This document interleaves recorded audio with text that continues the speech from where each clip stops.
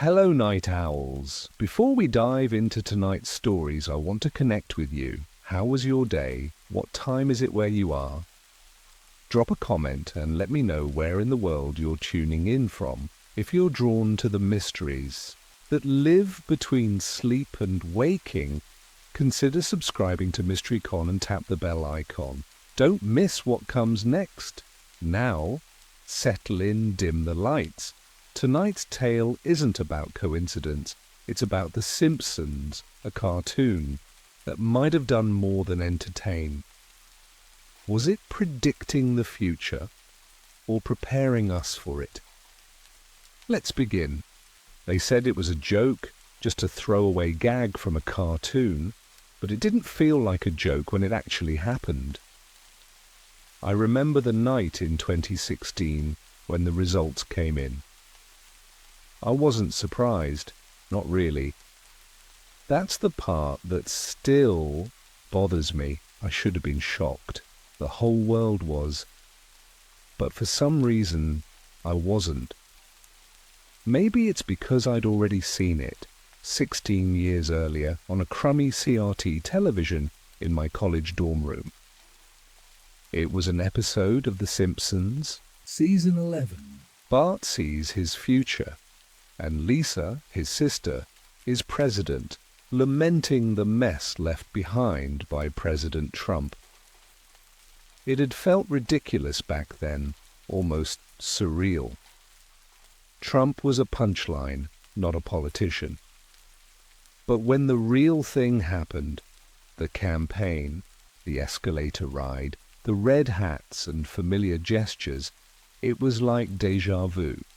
Frame for frame, gesture for gesture, it matched what the cartoon had aired in the year 2000.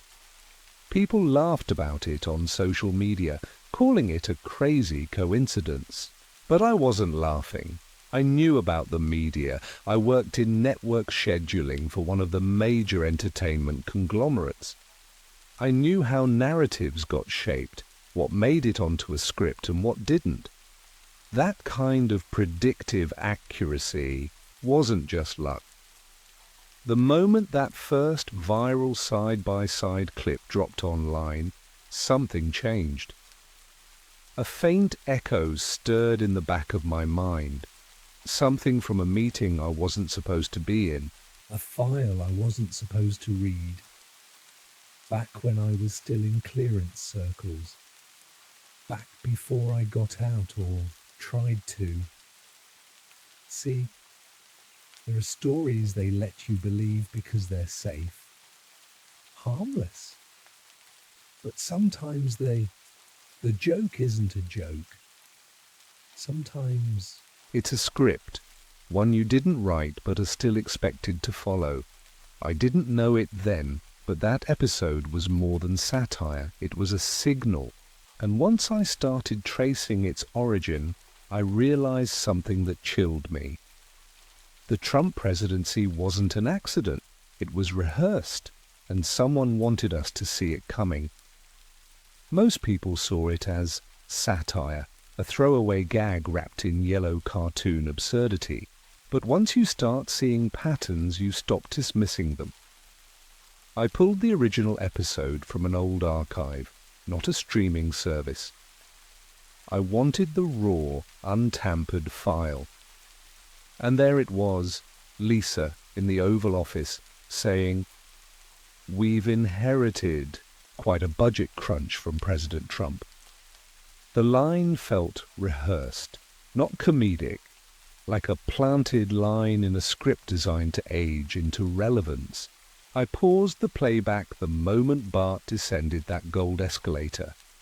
Then I pulled up the footage from 2015, Trump's real-life announcement.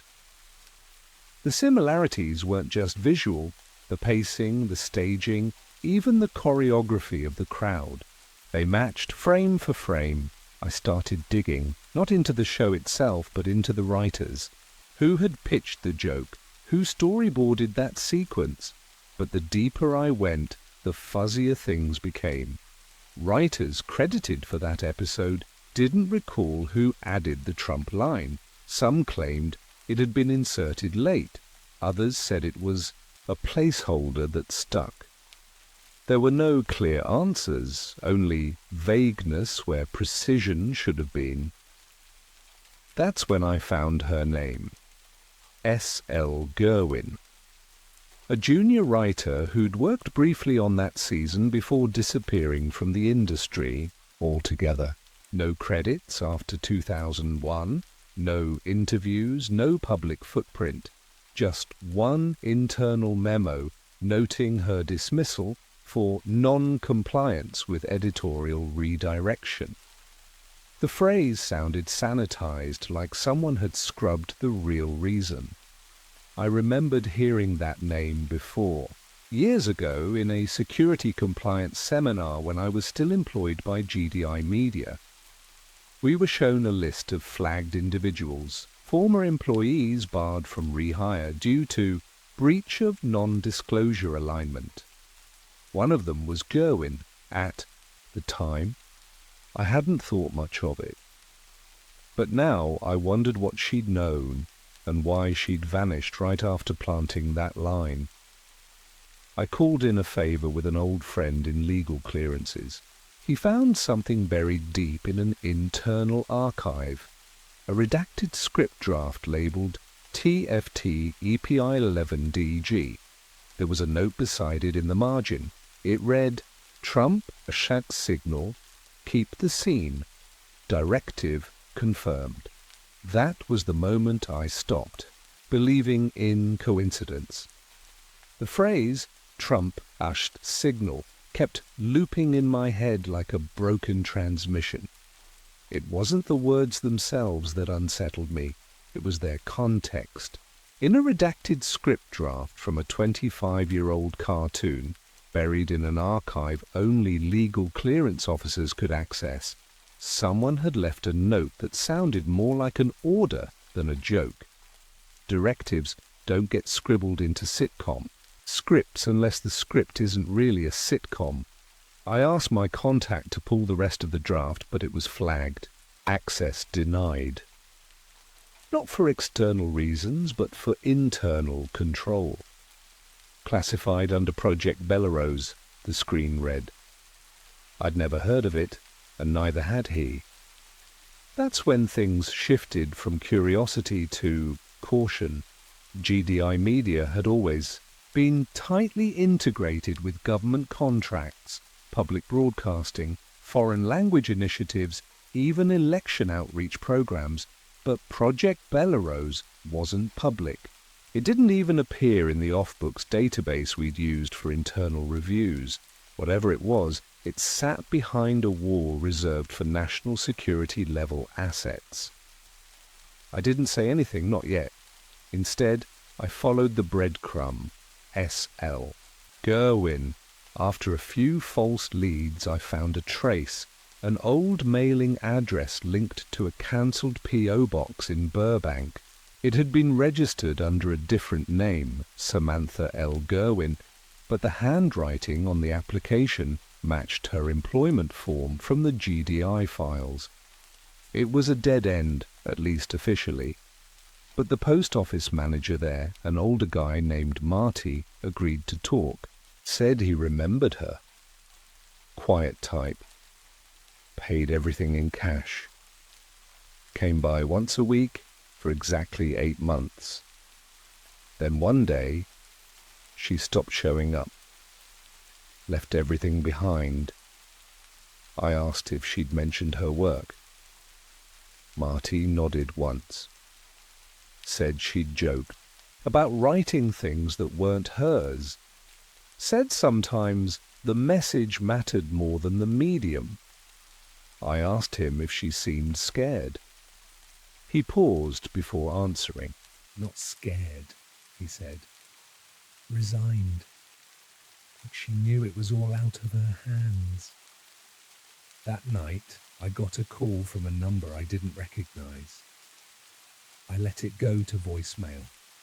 A woman's voice, barely a whisper, left 6 words. Stop looking. They're still watching. I didn't sleep that night. I just kept playing the voicemail over and over, trying to decide if it was real or just an elaborate prank.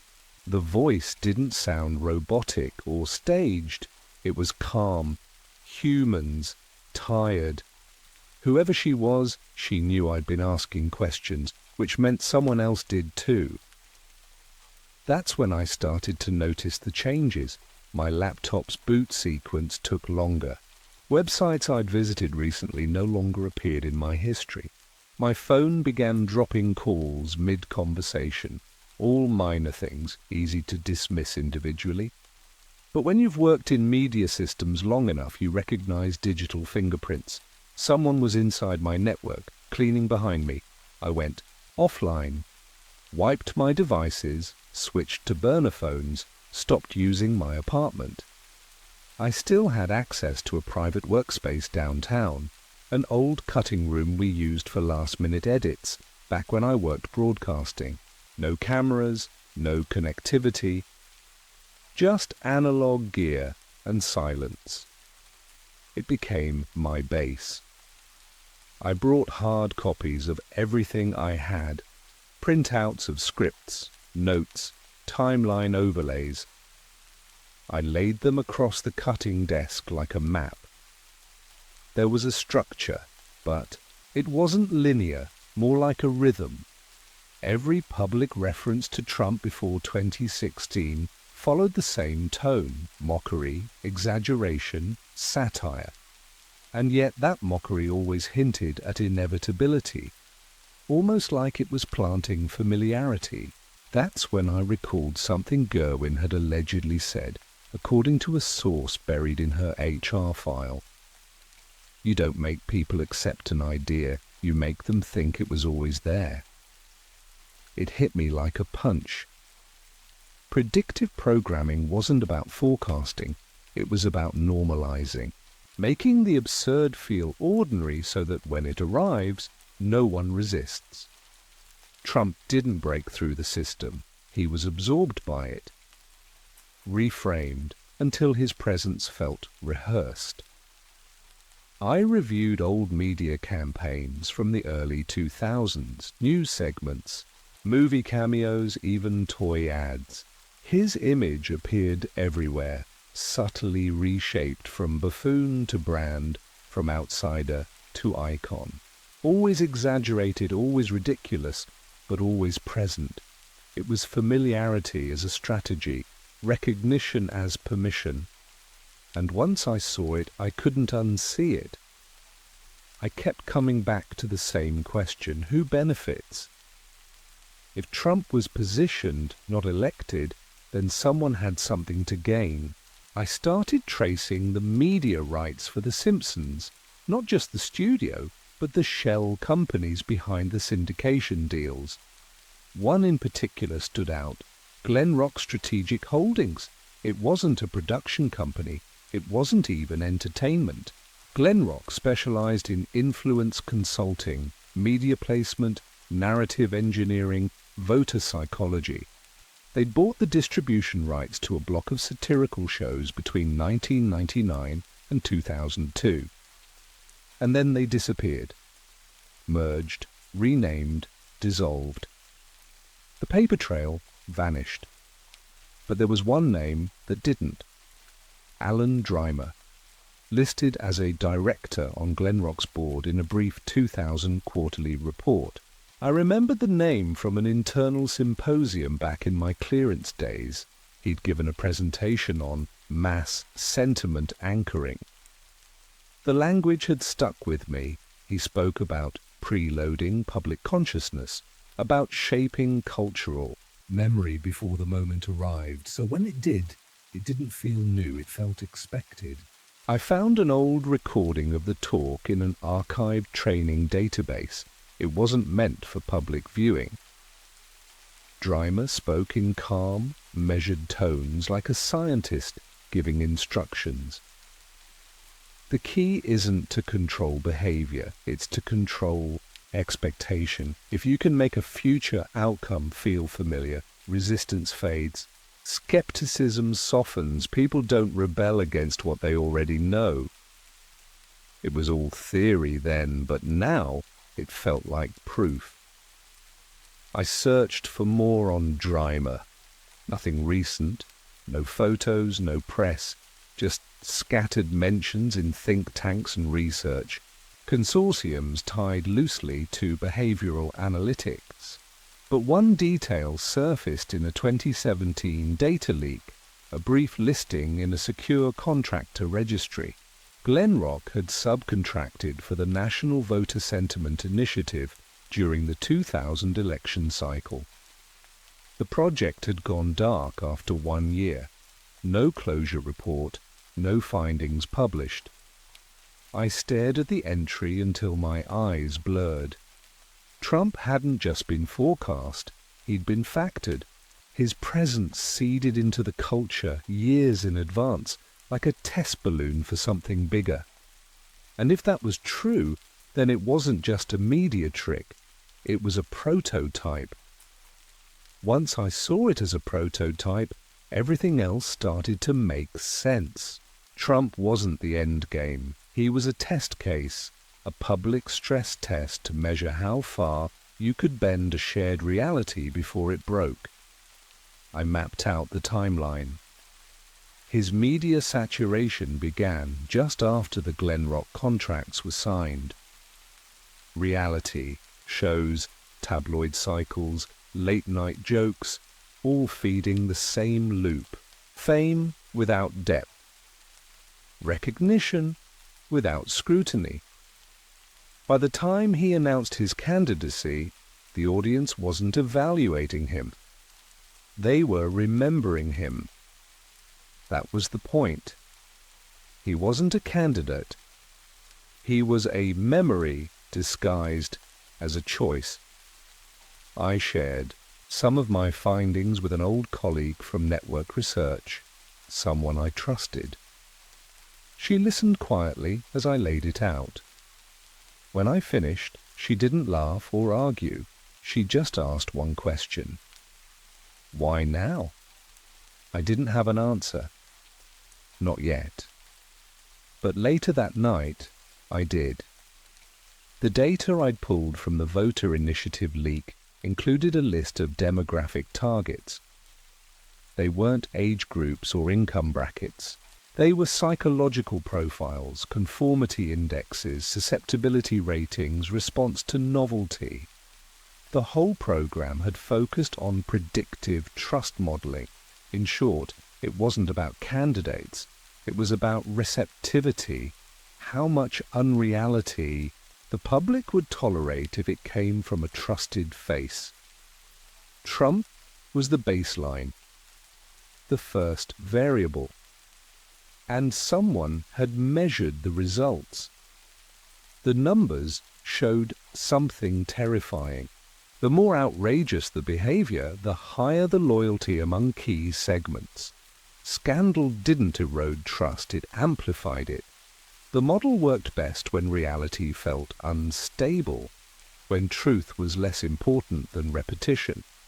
The researchers called it resonance over reason. The term echoed across multiple datasets. At the bottom of one analysis report was a note, short and final. Prototype phase complete. Prepare candidate beta. I stared at it, knowing what it meant. Trump wasn't unique. He was a tool, proof of concept, which meant there was another one coming, more refined, better engineered. And this time, they wouldn't need a cartoon to test the waters. They'd already trained the audience. I tried to warn a few people, journalists, former analysts, even one retired senator I knew through a back channel. None of them said I was wrong, but none of them moved either. One of them, a producer from a political docu-series, told me flat out, "It's not that we don't believe you, it's that we don't know what to do with it." That stuck with me because he was right. Knowing the truth didn't change the game. The game had already been rewritten. The signs were subtle at first. A young tech executive with no prior political background began making the rounds. Thought pieces, televised panels, slow drip interviews engineered to feel casual. His answers were clean, non-committal, carefully tested. His image was everywhere, but never polarizing. Focus grouped to the bone, and most importantly, familiar. He'd appeared in a dozen streaming shows over the past 5 years, always as himself. A cameo here, a quote there, just enough to plant the seed. I found the name Glenrock again, buried in a consulting firm tied to his media strategy. The structure was different, the branding changed, but the methodology was the same. No campaign yet, no platform, just presence. Controlled exposure, designed to feel organic. The model had evolved. This time they didn't need spectacle, they needed saturation. I cross-referenced a few data sets from the initiative's follow-up trial, something called Echo Frame. The project mapped how media repetition affected emotional bonding with public figures. The threshold had dropped. After Trump, people required less to feel connected, less information, less authenticity, just visibility repeated enough times to overwrite doubt. The final piece came through a backdoor access point I still had, an unsecured metadata packet from a testing platform. It contained simulation logs labeled beta alignment. There were thousands of entries, each testing variations of speeches, facial expressions and responses to common crises, not written by the candidate, written for him, pre-coded, scored for impact, optimized for resonance. They weren't choosing a leader, they were assembling one. I shut everything down after that. Burned the hard drives, disappeared from every known account. Because I realized too late that this wasn't about Trump. He was just the first draft. The real campaign hasn't started yet, but the audience is ready. It was just a throwaway gag until 4 years later, it looked like a prophecy. I first saw the magazine in my college apartment in 2002. My roommate had an old box of VHS tapes from his older brother, bootlegs of 90s TV, taped straight off air. One night, half buzzed and nostalgic, we threw in a random episode of The Simpsons. Season 9, Episode 1, The City of New York versus Homer Simpson. It was nothing special, just Homer losing his car in Manhattan. But about 6 minutes in, Lisa holds up a pamphlet that made my blood freeze. The cover showed the words New York above the Twin Towers with the number 9 boldly printed beside them. The towers formed the number 11, 9/11. I rewound the tape 3 times. It was real. A momentary visual gag, not even commented on, but it was unmistakable. 4 years before the towers fell, some animator put that image on national television. I kept it to myself for weeks. It seemed tasteless to talk about, paranoid even. But the more I thought about it, the less I could let it go. Why 9? Why are the towers positioned so precisely as an 11? I started researching the episode. Found out it aired in September 1997, exactly 4 years before the attacks. Found blogs, forums, blurry screenshots. I wasn't the only one who noticed. Back then, I wanted to believe it was a coincidence, a tragic, uncanny coincidence. But that belief cracked the day I saw a post that changed everything, a thread buried deep on a forgotten image board.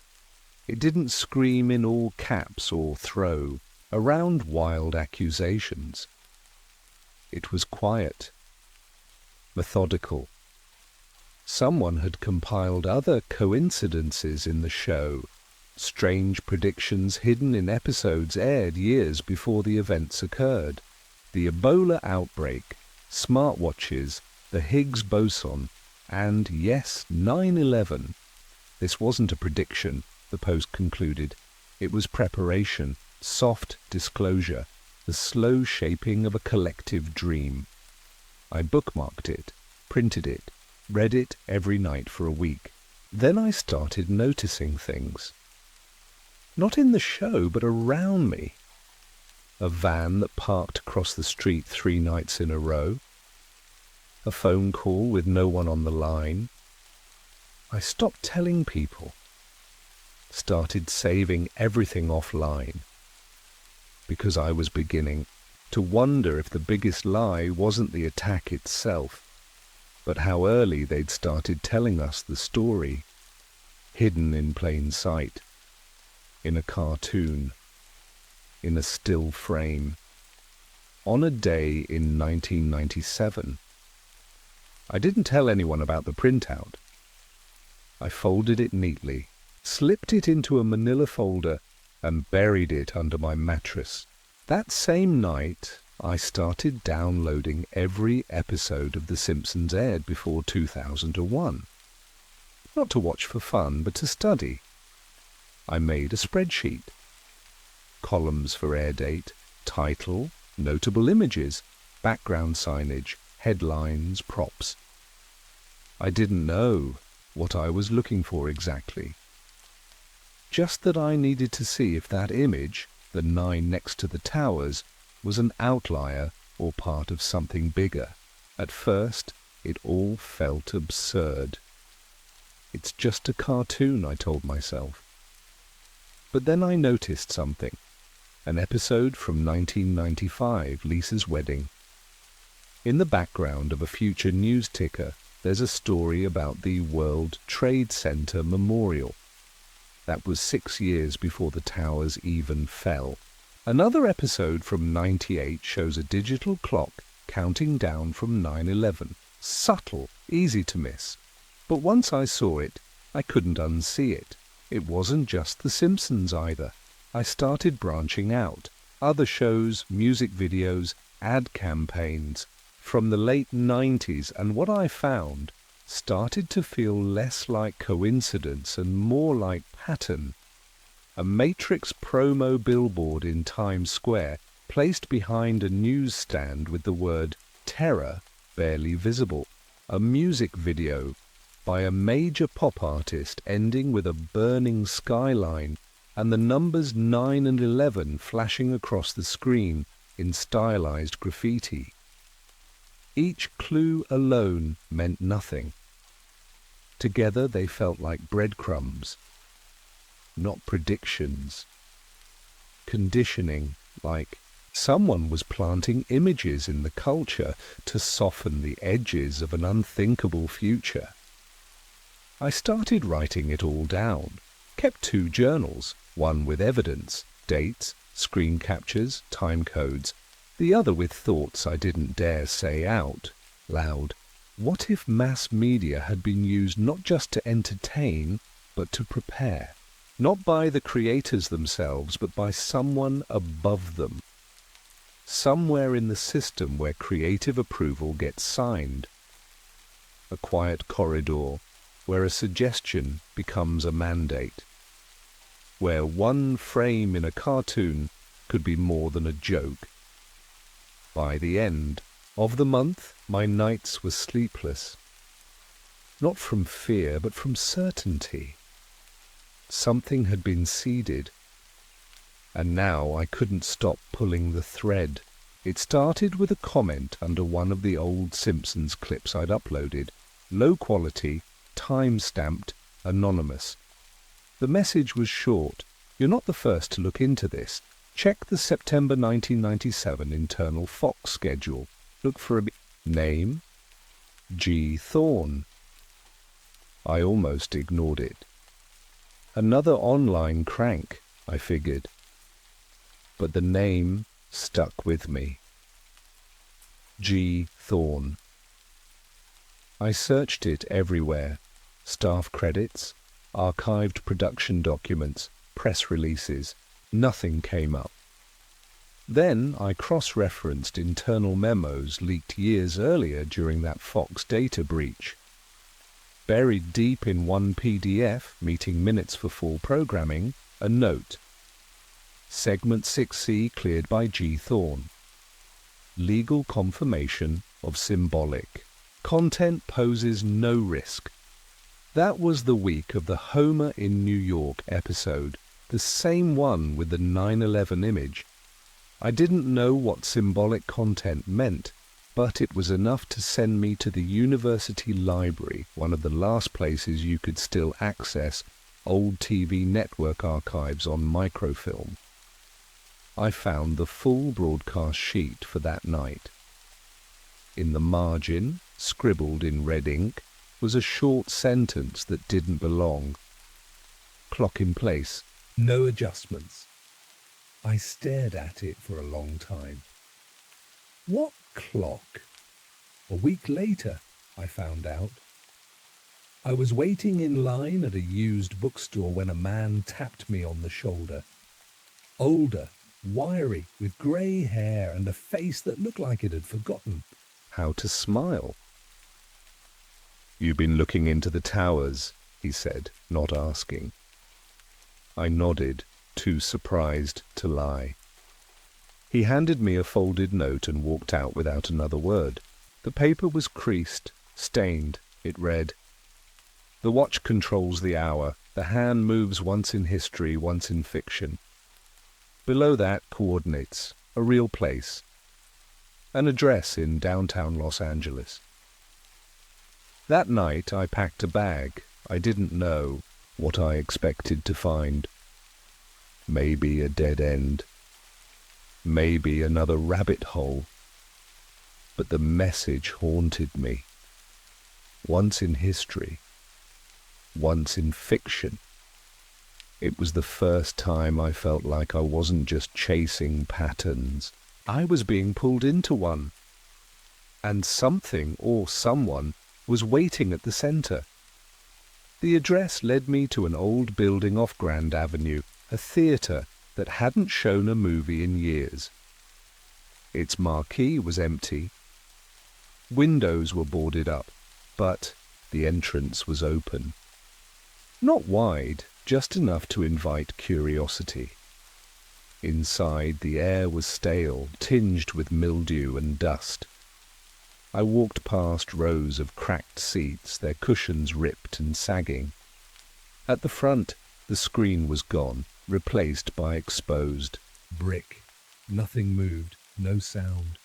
I almost turned back until I saw the door tucked behind the velvet curtain. It was heavy and unmarked. I pulled it open and followed a narrow stairwell downward.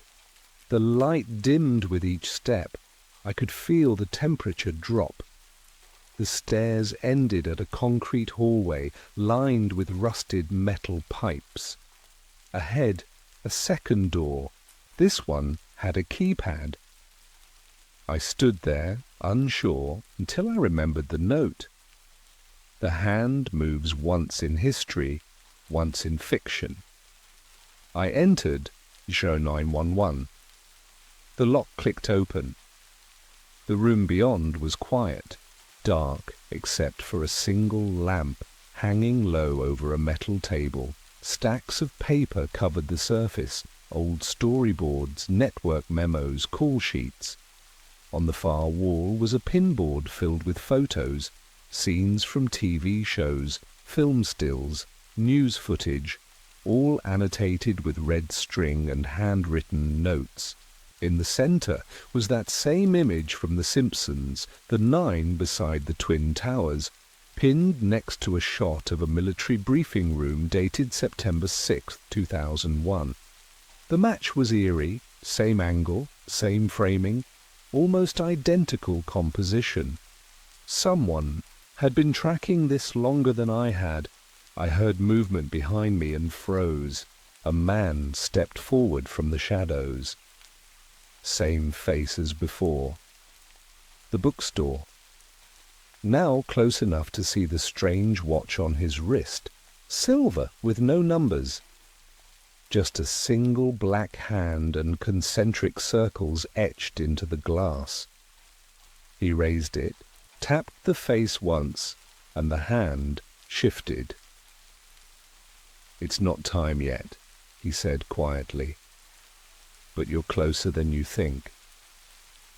Before I could ask anything, he walked past me, back up the stairs, and disappeared into the theatre. I stood alone in that room, surrounded by the fragments of a story I didn't understand, but couldn't stop following. I stayed in the room for hours. I didn't touch anything at first, just walked slowly around the table, reading the labels, scanning the notes. The documents were real: network watermarks, internal memos, clearance stamps. Some dated back to the early 90s, all focused on specific television episodes. Many from The Simpsons, but others too: news broadcasts, sitcoms, even children's cartoons. All marked with one phrase: embedded directive. There was a small file cabinet under the table. The top drawer stuck slightly before giving way with a groan. Inside were tapes, VHS, Betamax and digital reels. One stood out, no label, just a strip of masking tape with a handwritten number: 09197, September 11th, 1997. I found a dusty monitor in the corner of the room with a built-in player. I fed the tape into the slot and hit play. It began like a standard test broadcast. Color bars, then a title card. Internal review, do not distribute. What followed wasn't a full episode. It was a cut sequence, unfinished animation, crude pencil sketches over basic voice tracks. The characters were familiar: Homer, Lisa, a subway platform, but the dialogue was wrong, too direct. Lisa holds a newspaper with the date, 9/11/01, circled in red. "It's coming," she says.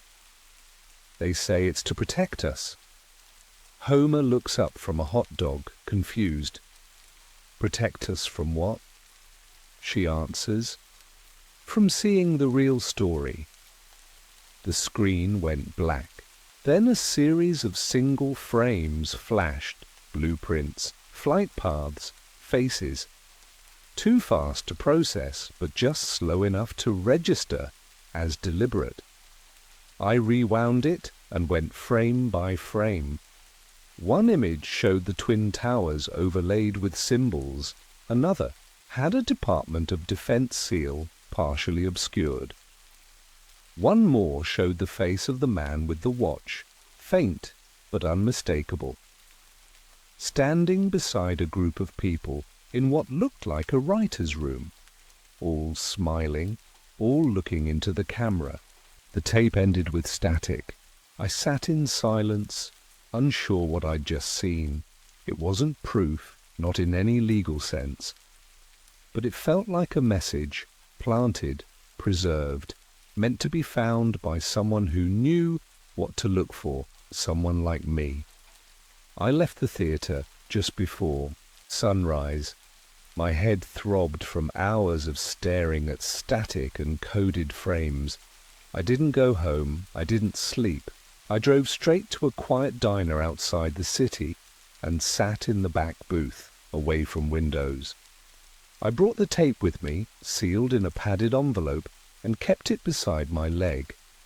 I didn't order anything. I just sat there, thinking, not about what to do next, but about what I had already done. At some point I realized I was being watched. A man in a blue jacket sat 2 booths away, pretending to read a newspaper, but he hadn't turned a page in 20 minutes. When our eyes finally met, he stood and walked over. Calm, casual. He slid into the seat across from me like we were old friends. "You've seen the reel," he said. I didn't answer. He didn't wait. They call it clearing, he continued. When something leaks early, intentionally or not, it gets buried under noise. Humor, irony, people laugh. Then they forget. His voice was even. Not cold, but controlled. But some images don't stay buried. He reached into his coat and pulled out a sealed envelope. Inside was a printed photograph. A room I didn't recognize. Fluorescent. Lights, corkboards, rows of filing cabinets. One wall was covered in sticky notes. I leaned in. The notes were all the same size. Yellow squares with a phrase written over and over. Only what they're told. That's the clearing room, he said. Writers don't know what it is. Not really. They think it's part of the approval process. It is, in a way. He paused. It decides what we're supposed to dream about. I asked him, who ran? It. He smiled, not kindly. The same people who make sure the world sees what it needs to see when it's ready. He slid a card across the table. Plain, no name, just a number and a location. They won't stop you, he said. Not yet, but you're close, too close for comfort. Then he stood and walked out without another word. I stared at the card for a long time. I knew where it led, and I knew what was waiting. The address on the card led me to a low, grey building near the edge of Culver City. Unmarked, windowless, and quiet. From the outside it looked like a storage facility, faded paint, chain-link fence, no guards, no cameras, just a keypad by the door. I typed in the number from the card. The lock clicked and the door opened without a sound. Inside it was colder than I expected. The hallway was sterile, fluorescent lights humming overhead. I passed blank doors until I reached the one at the end. It had no handle, just a small square scanner. I held up the card. A light turned green. The door slid open. The room looked exactly like the photo I'd been shown. Rows of filing cabinets, whiteboards filled with production notes, and the wall of sticky notes, every square identical. Only what they're told. I moved slowly, not touching anything, absorbing every detail. At the back of the room was a large screen. Static flickered across it until it came alive with a split-second burst of colour. Then a face appeared. Not live, pre-recorded. The man from the theatre, from the reel, from the photograph. If you're watching this, he said, you've seen the pattern. You understand that what looks like coincidence is not. His tone was flat. Calm. Culture is a mirror, yes, but it's also a tool. Certain events require preparation, gradual acceptance, softening, so when the real moment comes, the public reacts the way we need them to. He leaned forward, his expression unreadable. We don't create the future. We present it in fragments, so when it arrives, no one is surprised. Behind him, another image appeared. A storyboard, an animated skyline, a new city, not New York, not Los Angeles, somewhere else, unlabeled. Below it, a date, 11/06/2026. The screen went dark. I stood there, the silence pressing in, the message settling like dust. This wasn't about the past. It never was. It was about what came next. The conditioning hadn't ended. It had evolved, sharpened. And now, somehow, I was part of it. The reel wasn't a warning. It was an instruction. I didn't leave right away. I sat in that room for what felt like hours, not trying to understand anymore, but to decide. They hadn't stopped me. They hadn't needed to. That was the real trick. When truth is buried in fiction, no one believes it, even when it's right in front of them.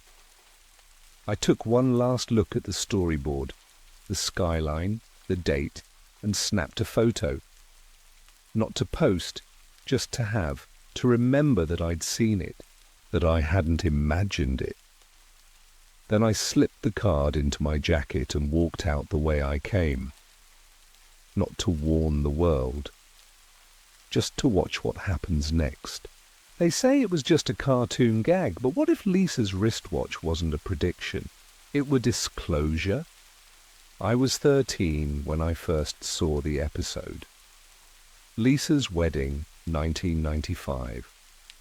I remember it vividly because I watched it in my father's office, a dimly lit corner room in the west wing of an old Stanford research annex. He was out that night, but the VHS tapes were still scattered on his desk, archived by year, season, and network. He kept meticulous records of the media, claiming he was studying cultural memory. I thought he was just eccentric, but now I wonder, if he knew something I didn't. Back then, the scene felt like sci-fi. Lisa Simpson video calling her mom on a wall screen and checking the time on a computer strapped to her wrist. It didn't strike me as odd until years later when those same things, FaceTime, the Apple Watch, became everyday reality. Not just similar, but practically identical. Same interface, same interaction, same timelines. The tech world called it a coincidence. I never did. I'm 43 now. I work in digital forensics, contract work mostly, everything from archival recovery to metadata authentication. But my real obsession, the one that's kept me up for the past 9 years, began the day I found a fragment of code embedded in a broadcast signal from 1994.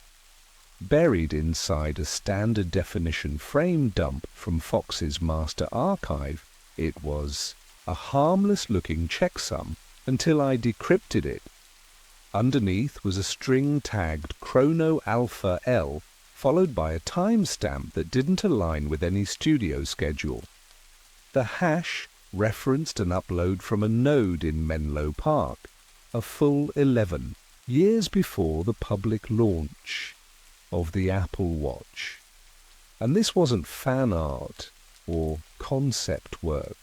It was a compiled schematic registered to a shuttered research lab under a shell corporation with ties to 3 Silicon Valley giants. The kicker? The metadata tagged the creator as LS, not Lisa Simpson, something else entirely. That was the first breadcrumb. The moment I stopped watching the episode and started tracking it. Because if I'm right, that scene wasn't fiction.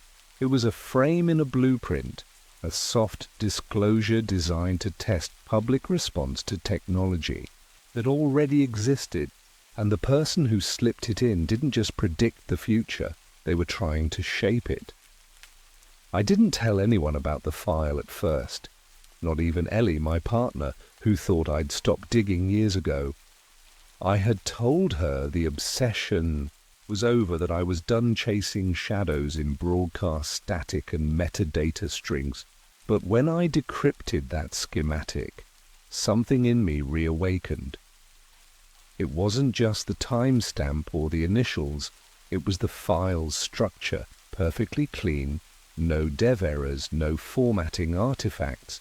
It wasn't reverse engineered, it was original, built from the inside.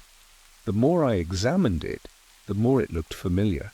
I cross-referenced the interface design with early smartwatch patents and pre-release prototypes. Nothing matched. Except one, a 2006 internal concept from a firm called Orbis Systems. Officially, they went under in 2008. Unofficially, they were absorbed into an R&D division of a larger company I won't name here. That concept never made it past the whiteboard stage. Or so I thought. The layout of the file I found, identical to the Orbis design, down to the biometric feedback sensors embedded in the strap.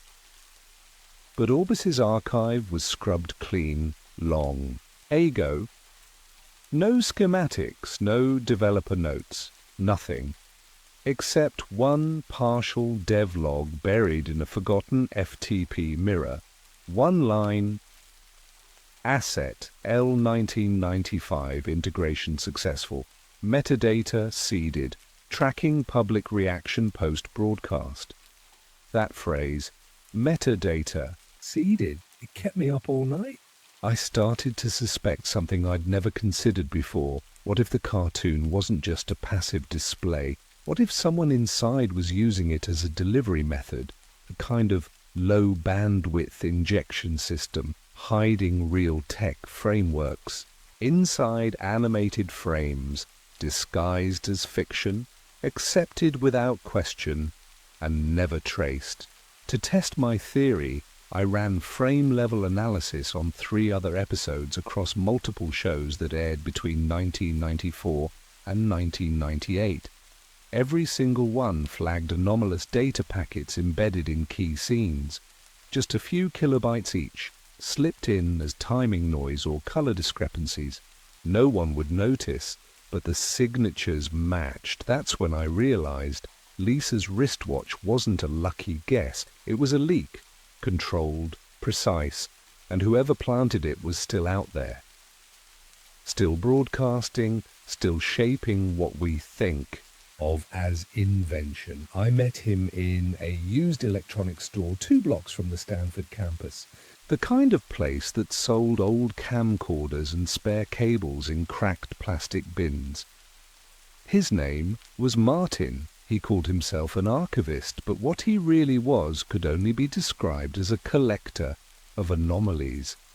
I had found his name buried in a private forum dedicated to broadcast encryption, one of those invite-only corners of the internet that hadn't been indexed in years. I messaged him with a simple question.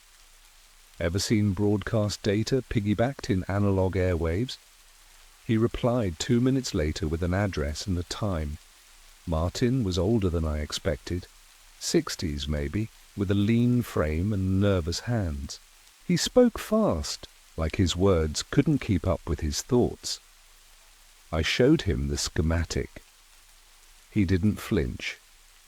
Instead, he reached under the counter and pulled out a dusty Betamax cassette, labeled only March 1994, KTH. We watched it on a battered monitor in the back. Halfway through a children's cartoon, he froze the frame. Then he zoomed in on a static ripple near the edge of the image.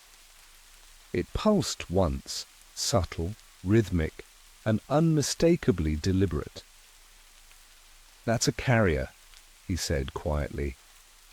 "Low frequency, modulated, not audio, not visual, pure data." I asked if he knew how long it had been happening. He didn't hesitate. "Since at least 91, maybe earlier, always in children's shows, Saturday morning mostly. That's when their eyes are open and their defenses are down." He had theories, of course, government testing, psychological conditioning, signal-based cognition mapping. But when I asked who was behind it, he said something I hadn't expected. "Not who, what?" He leaned closer. "You think this is about tech? It's not. It's about memory, implanting." Structures before the hardware even exists, priming us to accept what we don't yet understand. I asked if he'd ever seen the Lisa schematic before. He nodded. "Once. briefly. Came through a PAL broadcast out of London in '96, different packaging, same signature. That changed everything. This wasn't isolated, it was networked, global, coordinated. Before I left, Martin handed me a drive. "You're already too deep," he said. "Might as well see the rest." The flash drive Martin gave me was old, an early 2000s model, metal casing, no branding. It was scuffed and warm, like it had been plugged in recently.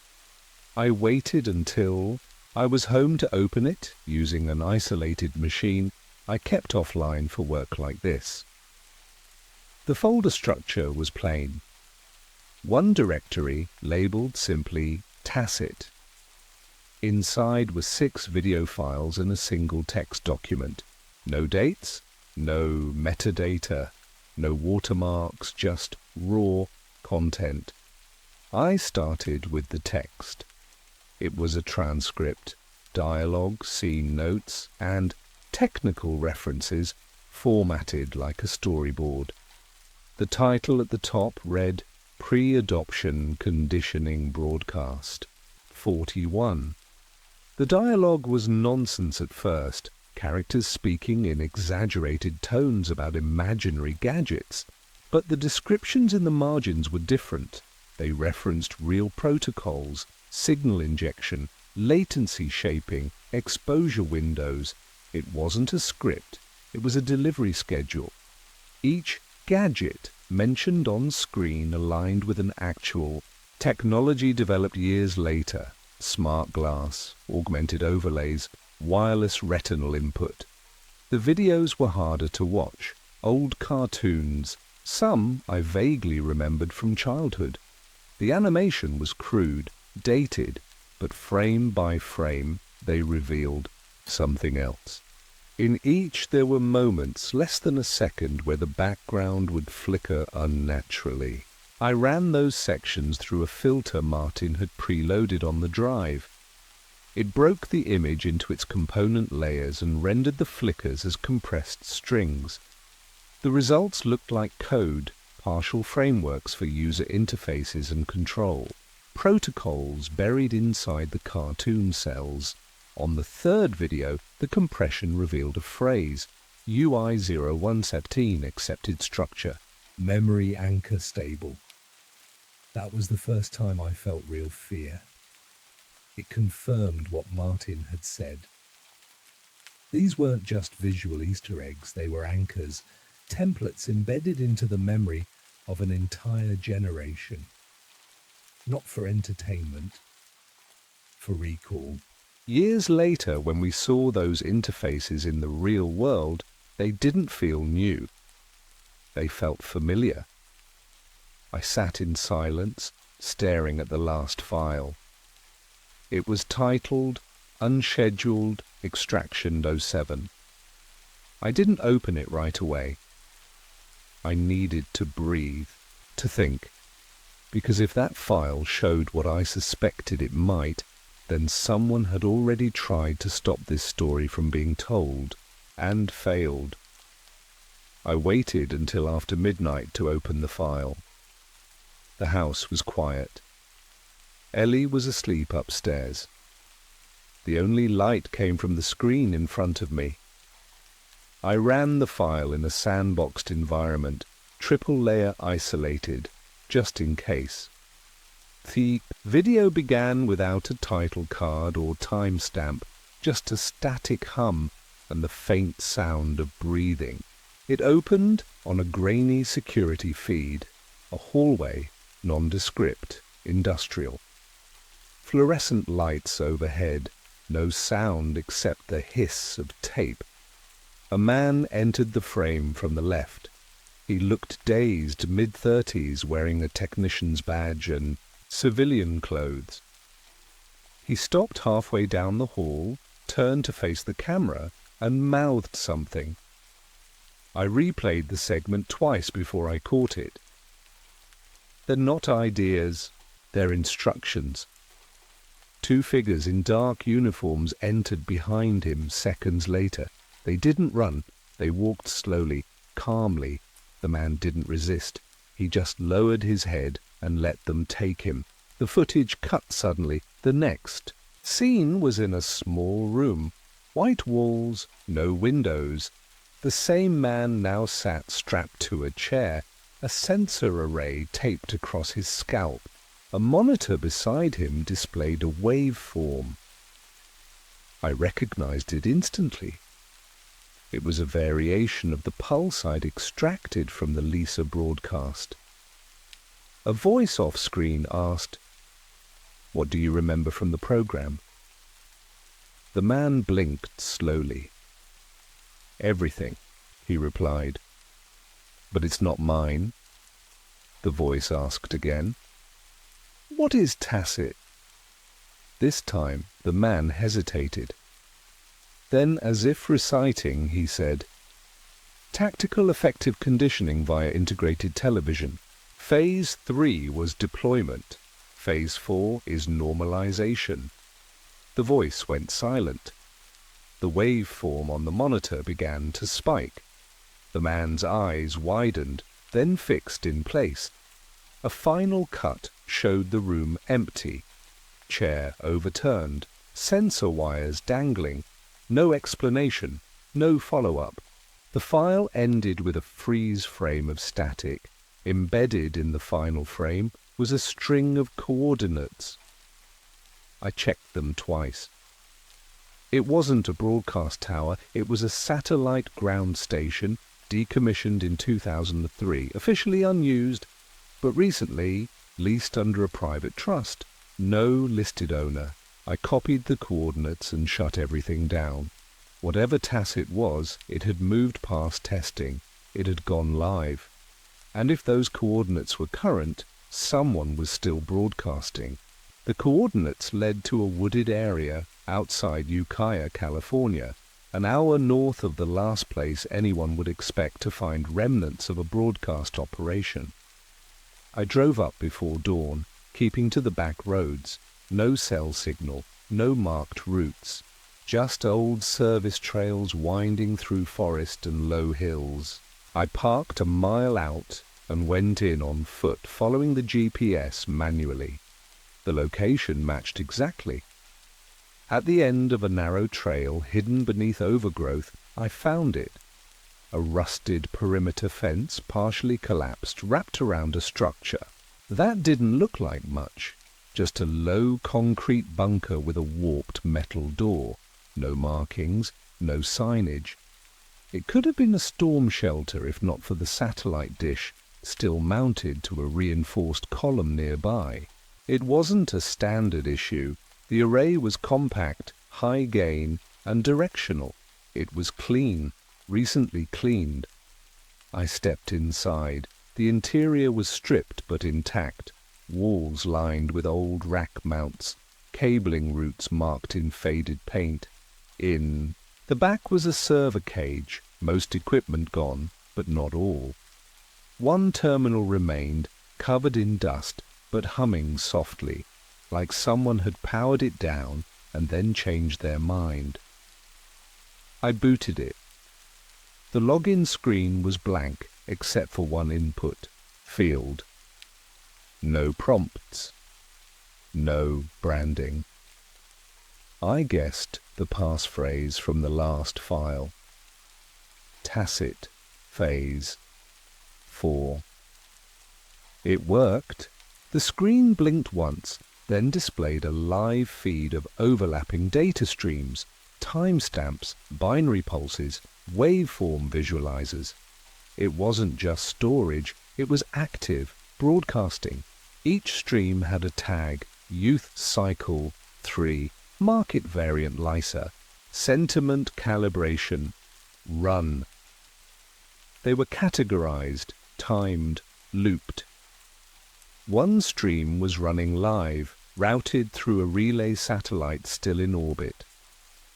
I traced its endpoint to a media server used by several streaming platforms.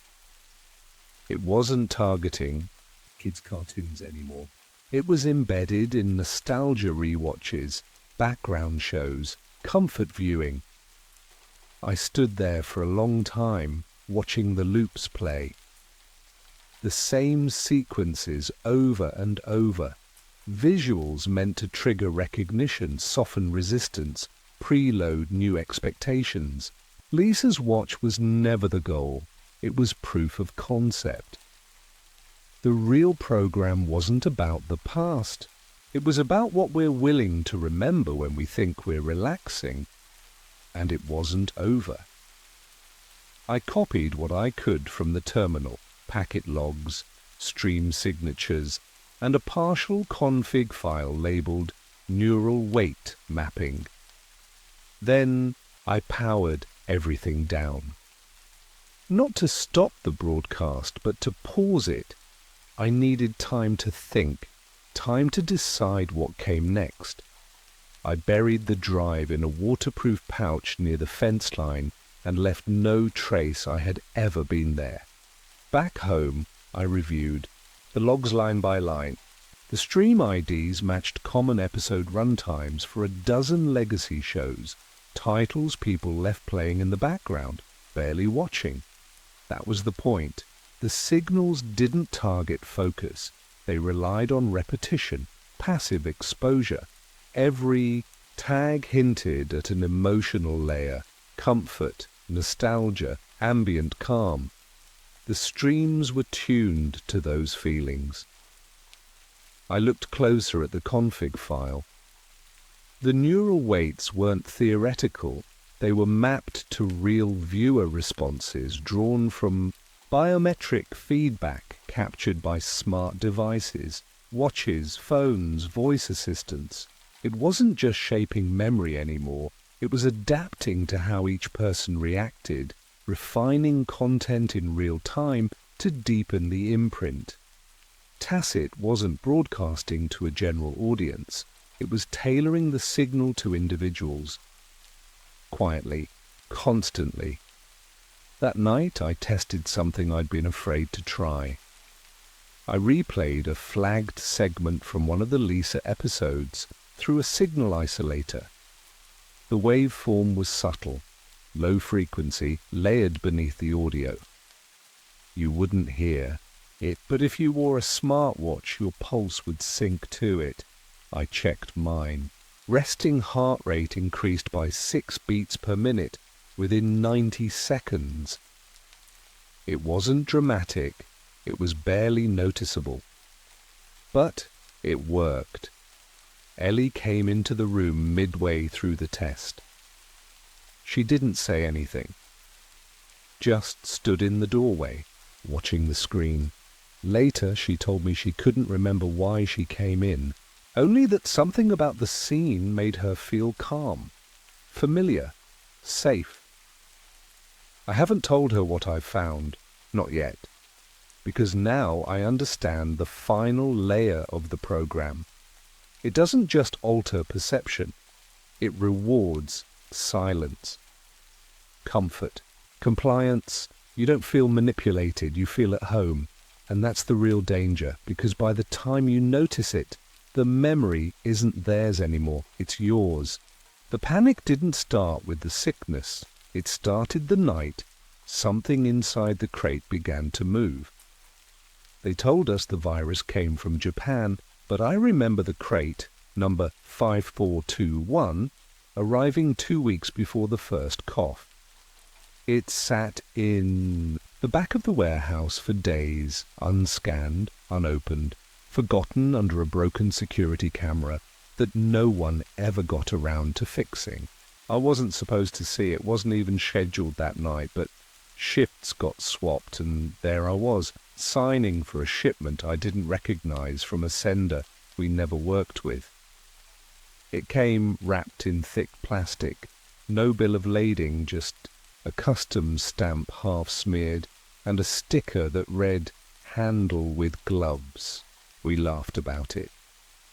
The guy said it was probably just old electronics, outdated, dusty, harmless. A week later, Gary sneezed during inventory. By Friday, 4 of us were out sick. The news said it was a seasonal flu variant. Local, nothing to worry about. By Monday, The local hospital had shut down intake. They called it Springfield fever. I remember standing in line for testing, listening to the woman behind me say she hadn't touched anyone in days, only handled a few packages. At work. That's when it clicked. Every one of us who got sick worked with shipments that week, and not just any shipments, Japanese origin, rubber-sealed, no paperwork. The kind that never makes it into inventory. But I didn't say anything then. Who would believe me? People were panicked, convinced the government was hiding something. The mayor blamed foreign imports. Protesters stormed the post office. We all stopped ordering things, but what really got me, what still wakes me up at night, wasn't the virus. It was what came next. A second crate, same plastic wrap, same missing documentation. But this time, it didn't contain electronics. It contained movement, something humming just beneath the wood. That's when the headlines changed from mystery virus to killer swarm sighted near city limits. And just like that, the panic doubled. We thought it was coincidence. It wasn't. The second crate was opened by a junior tech named Luis. I wasn't there when it happened, but I saw the footage. No one knew it had a camera until someone from upper logistics flagged it. Luis wore gloves, just like the warning, label said, but he hesitated before cutting the final strap. The moment he pried the lid off, a dense black shape launched out. At first, the footage didn't make it clear, just a blur of motion, then Luis stumbling back, swatting at the air. They said he was stung in 3 places, 1 on the neck, 2 under the collarbone. He didn't make it through the night. That same morning, animal control arrived with net guns and containment crates, but whatever had escaped was already gone. That's when they found the swarm. Not 1 or 2 insects, hundreds, maybe thousands, clustered in the ceiling rafters of the east wing. Someone had the sense to seal the building, but the HVAC system had already pushed air, and maybe more, into the main facility. We watched from the control room as the first responders suited up and moved in. The insects weren't like anything I'd seen before. Bigger than hornets, black with streaks of iridescent green. They didn't buzz, they clicked, fast and sharp, like tiny machines winding themselves up. One of the hazmat crew said they reacted to light. Every time a flashlight passed over them, the swarm pulsed, like a single mind recalibrating. That was the first time someone called them synthetic. Not in a report, just in passing. A joke, maybe. But the word stuck. That night, I drove out to the facility perimeter, parked in the dark, just watched. They brought in a portable incineration unit and started torching crates. Not just the infected ones, all of them. Every package from that shipment. And I knew. Why, I'd seen the manifest earlier that week. There were 4 crates from that sender. We had only opened 2, which meant 2 more were still out there. Maybe lost in transit. Maybe already delivered. And nobody seemed to be looking for them. The 3rd crate never made it to our warehouse. I spent the next week combing through transport logs, contacting regional hubs and pulling manifests from the National Freight Database. What I found didn't make sense. Crate 5423 was scanned into a transfer station just outside St. Louis, then disappeared. No departure scan, no route update, no delivery confirmation. It was as if someone had erased the record mid-transit. I asked a contact at the depot to check the physical logs. He said there was a power outage the night the crate arrived. Cameras, went offline. 2 guards on duty were reassigned the next day, and their access cards were deactivated. One of them, a man named Darnell, never picked up his final paycheck. That's when I knew someone else was already cleaning this up. Someone above our pay grade. Meanwhile, news of the virus kept spreading. The media shifted focus from supply, chain exposure to community transmission, a phrase that told the public nothing but gave officials room to maneuver. Springfield was placed under a soft lockdown. Schools closed, grocery shelves emptied. The word quarantine floated in headlines, always paired with precautionary or temporary, as if trying to soften the blow. No one mentioned insects. Not once. Even after 2 more people were hospitalized with necrotic sting wounds. I knew the 4th crate hadn't been opened yet. It was still in our facility, still sealed, tucked into the overflow bay we used for damaged freight. I checked on it every morning before my shift, just to be sure. Then 3 days ago it was gone. No record of removal, no footage, just an empty space and a blank entry in the inventory system. I asked the night crew. No one admitted to moving it, but someone had. That night I saw the swarm again, not near the facility, downtown near the old train station.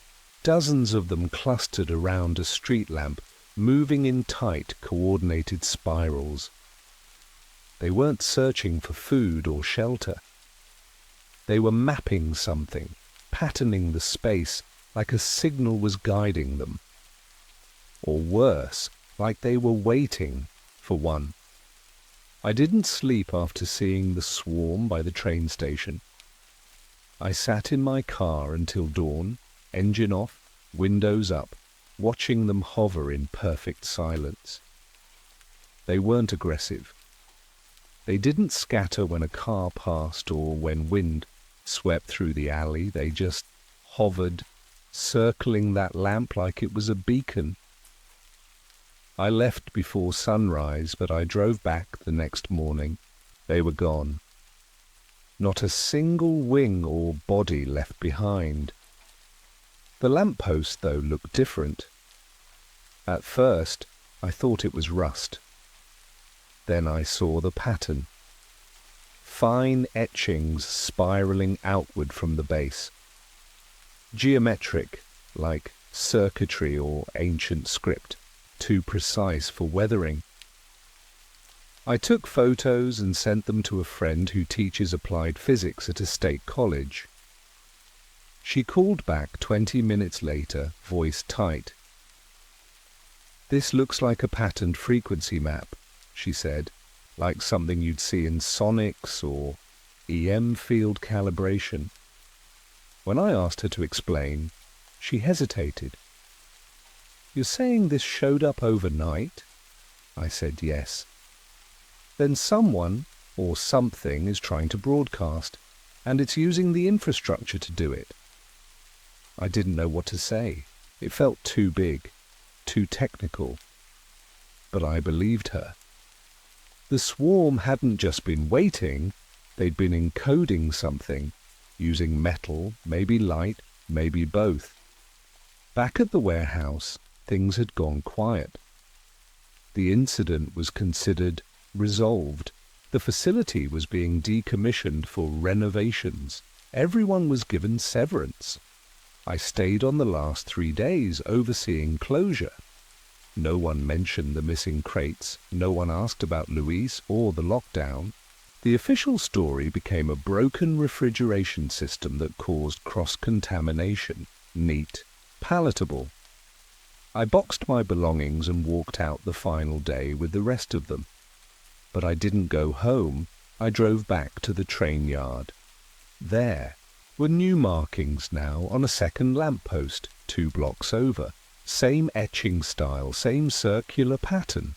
Only this time there was something else. A faint clicking, almost imperceptible, coming from inside the pole. rhythmic, deliberate. And I knew exactly what I was hearing. The swarm wasn't just waiting anymore, it was talking. I brought a handheld recorder the next night. The clicking was still there, stronger now, louder. When I held the device near the base of the pole, it picked up a series of short pulses, each spaced with exact intervals. I ran the file through a signal analysis program and watched as the waveform stabilized into a repeating pattern. It wasn't random. Not even close. I forwarded the sample to the same friend at the university. Her reply came in the form of coordinates. A grid reference about 20 minutes outside of town, near the old microwave relay station that had been decommissioned back in the early 2000s. I hadn't thought about that place in years. When I arrived, the gate was already open. The facility had been stripped of most equipment, but the main tower still stood, skeletal and rust-stained against the night sky. I parked down the hill and approached on foot. As I got closer, I noticed the grass was flattened in concentric rings around the structure. The ground smelled burned. I reached the base of the tower and placed my hand on the steel.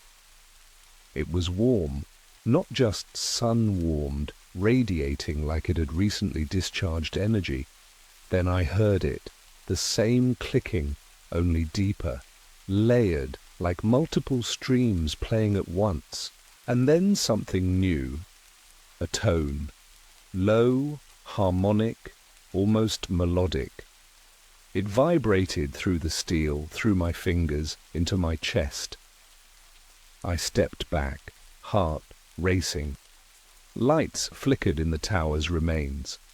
Not electrical, something else. Bioluminescent, maybe, or chemical. Green and blue pulses moving up the frame, synchronized with the sound. That's when I saw them. Just beyond the fence line, standing still beneath the trees. Not people, too thin, too rigid. Shapes outlined by the glow, heads tilted, limbs angular. Watching. I blinked and they were gone. No movement. No sound. Just absence. I turned and ran, didn't stop until I reached the car. I locked the doors, started the engine, and drove straight back to town. Whatever this was, it wasn't a coincidence. The virus, the swarm, the signal, they weren't separate events. They were phases. And we had just entered the next one. I didn't go home after leaving the tower. I drove until the tank was nearly empty, then pulled into a motel outside county lines. I paid in cash and kept the lights off. My phone stayed, powered down in the glove compartment. I didn't trust it anymore. At 2:14 a.m. someone knocked on the door. 3 sharp raps spaced evenly apart. I froze. No footsteps outside, no voices, just silence. I waited until dawn before opening the curtain. No one was there, but a slip of paper had been tucked under the door. One word, containment. Below it, a string of numbers, maybe a case file, maybe coordinates. I traced the origin. The format matched a discontinued Department of Agriculture tracking system once used for invasive species alerts. It had been quietly rebranded under the Department of Energy during the last decade. I followed the code to an old logistics report. The location matched a biotech lab in northern Oregon, one that had been mothballed in the mid-90s after a fire destroyed most of its archives. Its last known research involved hive behavior and neural signaling in wasps. It listed a Japanese research partner. I called the number listed on the archived memo, disconnected, but an hour later my motel phone rang. A man with a flat, steady voice said only this: "You've seen too much. Do not follow this further. Return the footage." Then he hung up. I hadn't told anyone about the footage, not even my friend. I checked the recorder. The audio file was gone, erased. But the timestamp was still there, and the file size was wrong, larger than before, as if something else had taken its place. I played the file. It was silent at first. Then the clicking returned. Slower this time, measured, like it was waiting for a response. I turned the volume down and stared at the wall. Somewhere between the swarm and the signal, we crossed a threshold.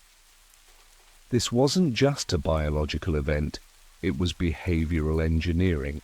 On a scale we didn't understand, and now the system was closing in, not to stop it, but to hide it.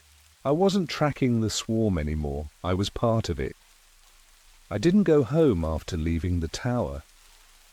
I drove until the fuel light blinked, then pulled into a roadside motel past county lines. I paid cash and left my phone powered down in the glove box. By then, I wasn't trying to hide. I just didn't want to be found by something that didn't need to look. Around midnight, the motel landline rang. I hadn't given the front desk a name. No one should have known where I was.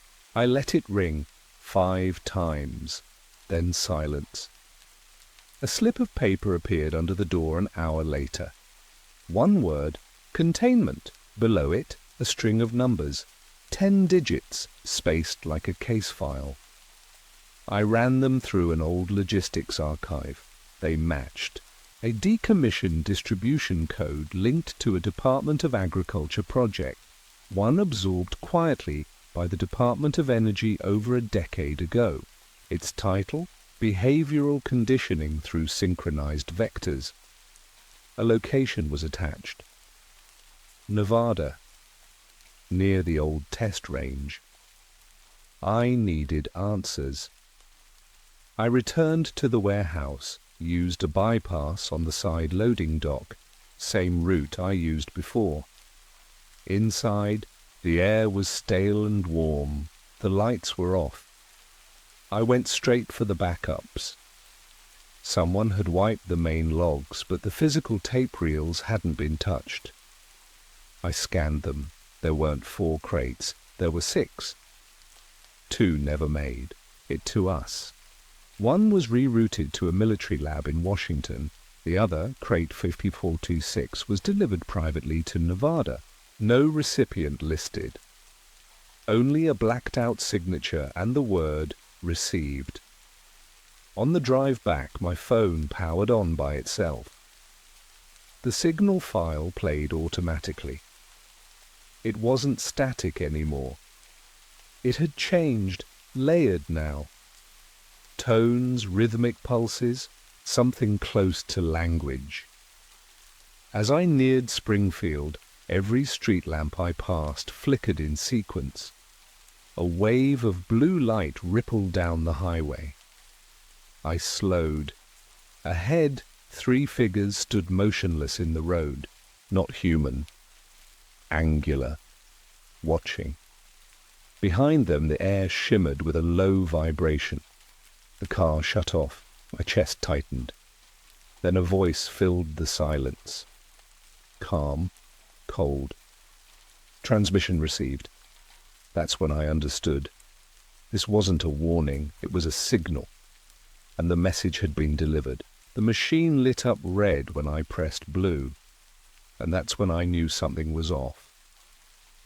I remember the room smelled faintly of bleach and hot plastic. It was election day, and the elementary school gym had been transformed into a democracy. showroom, folding tables, signs taped with masking tape, and a dozen machines standing like coffins on metal stilts. I'd done my civic duty every 4 years since I turned 18, and this time felt no different. Until it did. I stepped up, ID in hand, smiled politely at the volunteer, who looked like she'd been doing this since Watergate, and took my place at the booth. The touchscreen glowed bright. The interface was clean, modern, almost smug. I tapped the box next to Martinez, my guy, an environmental law professor with a crooked tie and a tendency to go off script. But the moment my finger lifted, the screen blinked. It registered the vote for someone else. I frowned. Senator Dunhill. The name turned my stomach. Corporate-backed, warhawk, fake populist, everything I stood against. I pressed clear and tried again. Same result. Once more. Same. My heart beat a little faster. I looked around. No one was watching. I tapped the help button, but it just looped to a page that said Contact Technician. That was it. I waved over the volunteer. She smiled, then frowned, as I explained. It's just a glitch, she said. Happens sometimes. Just try again. I did. 4 times. Same. I gave up, voted with a paper ballot. As I left the booth, I felt wrong. Like something had been taken from me, like someone had picked my pocket and left the receipt. Later, I mentioned it to a friend over coffee. He shrugged. Weird, he said. But it's not like you're one. Vote matters anyway. But I couldn't let it go. That night I searched online. Vote switching machine error. I wasn't alone. Dozens of posts, different states, different machines, all the same story. And somewhere in the back of my head, a voice said, "They're not glitches, they're tests." That's when I started keeping notes. I filed a complaint the next morning. Simple form, nothing fancy. The Board of Elections had a portal for it. Report voting issues, tucked away behind a dozen links and a browser security warning. I described what happened, the vote switching, the unresponsive, help screen, the volunteer brushing it off. I attached a screenshot of similar complaints I'd found online. Then I hit submit. The confirmation message said they'd be in touch within 5 business days.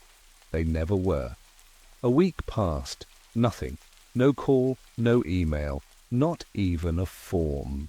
Letter. When I followed up, the number went to voicemail. Due to high call volume, it said, I left a message anyway. My voice sounded calmer than I felt. It wasn't about one vote. It was about the silence, the kind that feels less like neglect and more like a door closing slowly behind you. I started reaching out to others, forums, Reddit, old message boards that looked like they hadn't been updated since the Bush administration. Some people responded, most didn't, but a few shared screenshots just like mine, votes recorded. For the wrong candidate, machines that froze when corrected, officials who downplayed everything. A guy from Pennsylvania sent me a video. He'd filmed the machine rejecting his selection 3 times. A local news station had picked it up for half a segment, then never followed up. Another person said their report was flagged as resolved, even though no one had contacted them. A strange pattern started to emerge. The incidents weren't random. They happened in certain counties, always swing districts, always early in the morning or late in the evening when foot traffic was low. I started a spreadsheet, locations, machine models, time of day. I didn't know what I was looking for, but something about the repetition felt intentional. The machines weren't broken, they were behaving predictably, quietly, and the silence from officials wasn't negligence, it was a feature. A few nights later, I received an email. No sender. Just one line in the message body. Stop digging. I deleted it. Then I pulled the battery from my phone.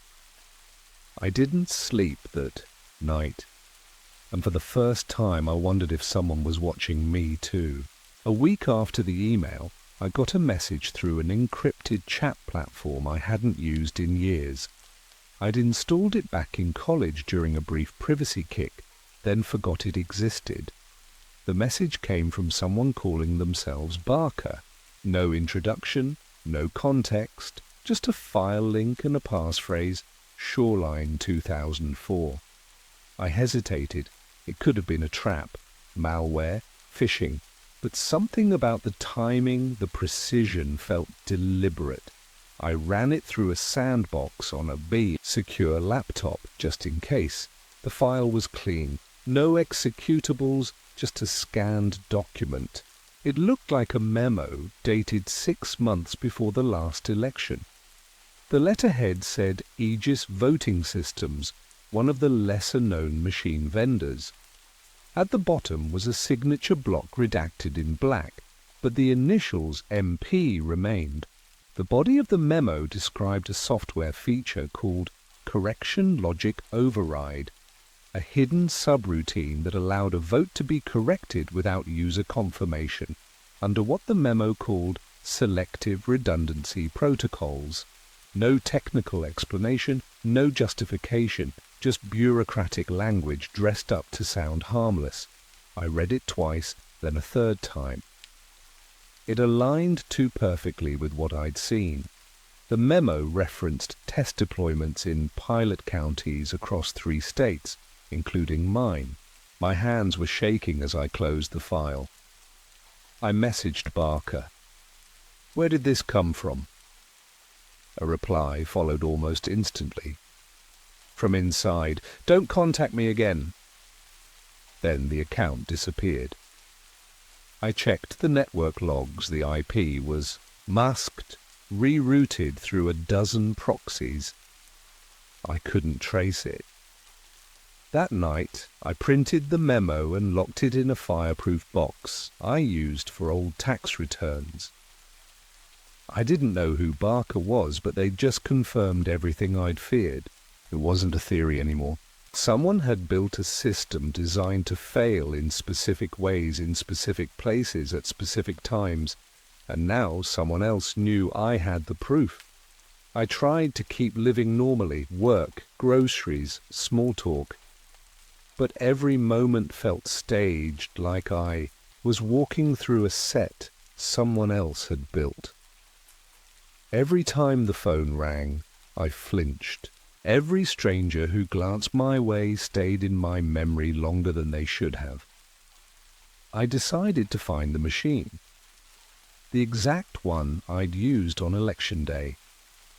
It sounded impossible, but I knew the location, the time, the model. Most people assume voting machines are random, interchangeable hardware dropped off and picked up like office chairs. They're not. Each one has a serial number, a log history, and a designated transport chain. I started with a Freedom of Information request, phrased carefully. I asked for machine assignment records, maintenance reports, and audit logs for my precinct. I expected a delay, maybe a rejection. Instead, I got a thin envelope 3 days later. No cover letter, no official seal, just a printout with faded text and smudged stamps. The serial number for my machine was listed VSX17B. The audit log was attached, but most of it was redacted, thick black lines where event entries should have been. What I could see showed anomalies, vote reassignments, multiple reboots, system resets during operational hours, Notes from a technician read, auto-correction bug observed, followed by functioning as designed. The phrase stuck with me. As designed. Not malfunctioning, not broken, functioning. I checked the chain of custody entries. The machine had been transferred to a regional storage facility outside the city 2 days after the election. I drove out there the next morning, a windowless concrete building behind a rusted fence. I parked a block away and walked. No one stopped me. No security, no cameras, at least none visible. The front door was locked, but the side gate had a broken latch. I waited until dusk. Then I went in. Inside was dark, the air dry and still. Rows of machines sat beneath tarps, each tagged with numbers. I found VSX-17B in the second row. I brought a burner laptop and a power converter, not sure what I'd find. The machine booted up slower than I expected, humming faintly. I bypassed the interface, accessed the maintenance port, and pulled the raw logs. The vote tally was archived in a hidden partition. I decrypted it using a default admin key I'd found online. The log told a simple story. The room had laughed, but the other panelist, an executive from a boutique firm that specialized in brand narrative, didn't. She just smiled and adjusted her mic. Her badge read, L. Rowley, Paloma Insight. There she was. I froze the video and took screenshots. I ran them through a reverse image search. Nothing. No other photos matched. No LinkedIn, no press kits, no interview clips. It was like she appeared only when needed, then vanished. Her expression in the video was unreadable, calm, patient, like she already knew how the game would end. I printed out the screenshot and pinned it above my desk at home. It felt absurd, like something out of a bad thriller. But every time I stared at her face, I felt the same chill. Not fear exactly, but the realization that I'd been watching shadows move for years without realizing they were cast by something real. I wasn't chasing a theory anymore. I was tracking a system. One that used entertainment not to predict the future, but to prepare us for it, carefully, slowly, so we'd never think to resist. Not when the story was this good, not when we thought we'd seen it all before. A week later, I received a package at my apartment. No return address, just my name, written in clean block letters. Inside was a thin manila folder and a USB drive. The folder held a single page. At the top, a phrase in bold, Acquisition Cascade Framework, Draft 3. It looked like an internal strategy memo, the kind I'd seen 100 times at work. But this one was different. It wasn't addressed to any team. There were no logos, no dates, no sign-off. Just a list of projected media mergers 5 to 10 years into the future, some already real, some not yet announced. I plugged in the USB, half expecting malware. Instead, it opened a plain folder labeled Continuity. Inside were dozens of video clips, scenes from animated shows, dramas, even children's programming, each tagged with a timestamp and a matching line from a real-world business filing. The connections were precise. A character casually mentions a global content hive. 6 months later, 2 telecom giants filed joint branding paperwork using almost the same phrase. A joke about streaming everything everywhere lands on screen in 2012. The global pivot to all-in-one streaming platforms begins in 2013. This wasn't happenstance. It was strategy. Near the end of the drive was a text document. Short, unsigned, but clearly written by someone inside. It said only this: they're not predicting, they're seeding. Placement isn't just about product, it's about narratives. Get the audience used to the idea, normalize the merger, erase resistance before it begins. I read it twice, then backed up the entire drive and hid the original. Whoever sent it knew what I'd been looking into. They also knew I was close. Back at work, I started noticing subtle changes. Meetings were shorter, fewer names on the emails. One senior analyst was abruptly transferred with no explanation. I asked around. No one had heard from him since. And the more I thought about the phrase on that memo, acquisition cascade, the more I realized it wasn't just about business. It was about alignment, brand, audience, story, belief. If Paloma had written the script, then the deal between the mouse and the fox wasn't the end. It was the middle. The punchline had landed, the setup was still unfolding.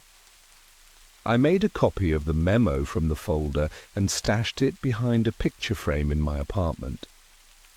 I didn't know what I was protecting it from, but I knew it needed to be hidden. The rest of the USB I kept offline, only reviewing it at night, one clip at a time. A strange calm settled over me during those hours. Each discovery wasn't shocking anymore. It was confirmation.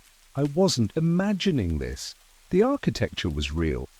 And someone, maybe even Rowley herself, wanted me to see it. Then one evening, while cross-referencing broadcast schedules from the early 2000s, I noticed something new.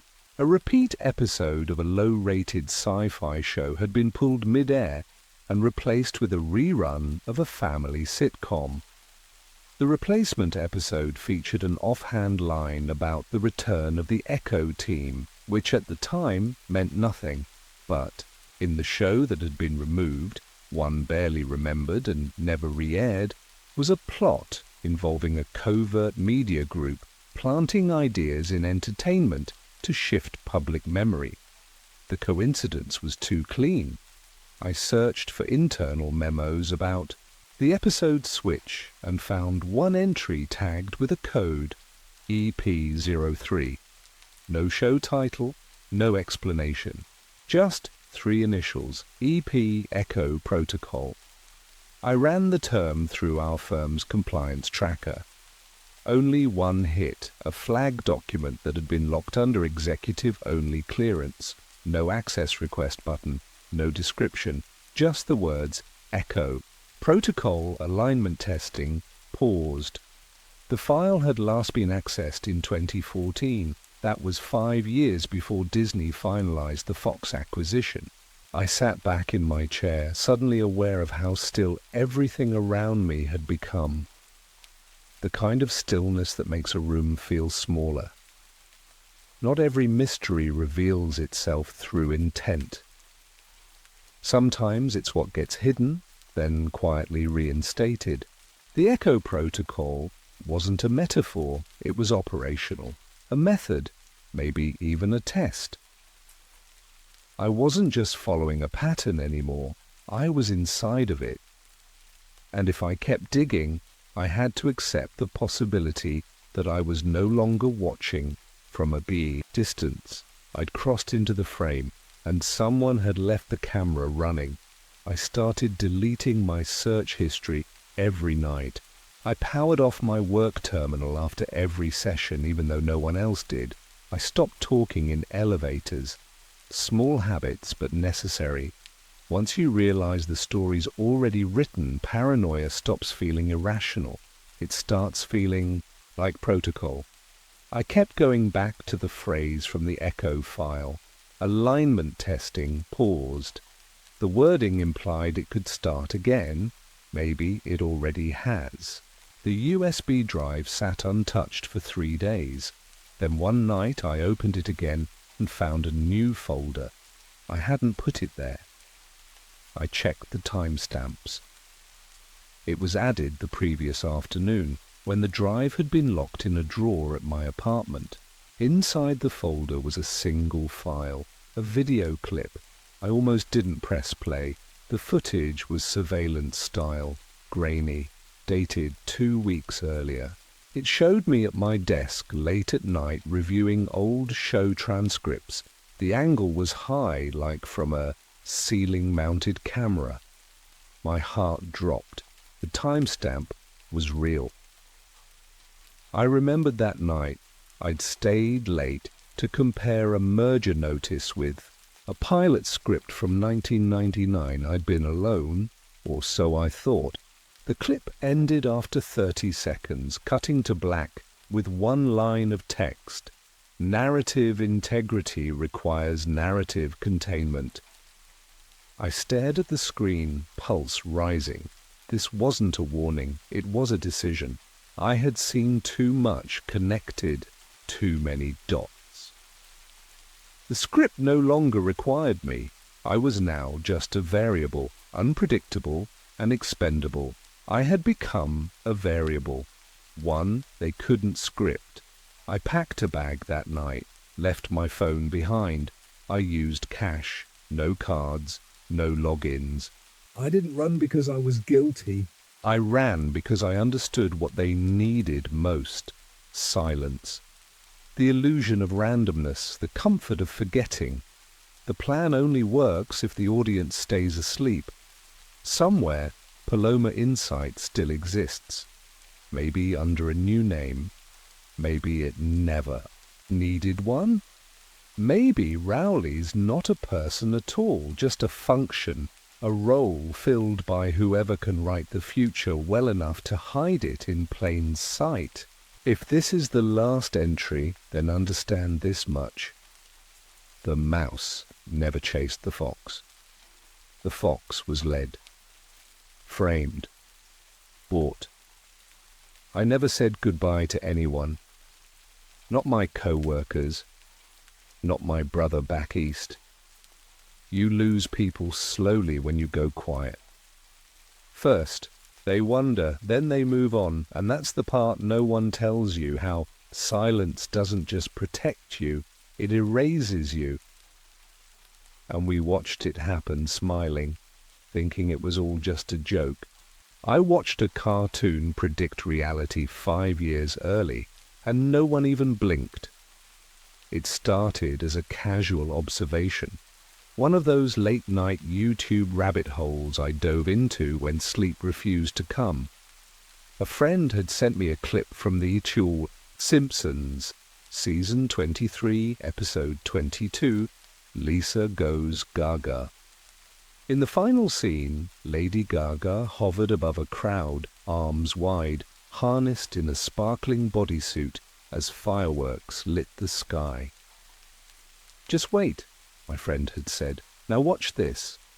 Then came the Super Bowl footage from 2017, the same flight pattern, the same stage setup, the same outstretched arms, head tilted back, silhouette against the lights, 5 years apart, frame for frame, beat for beat.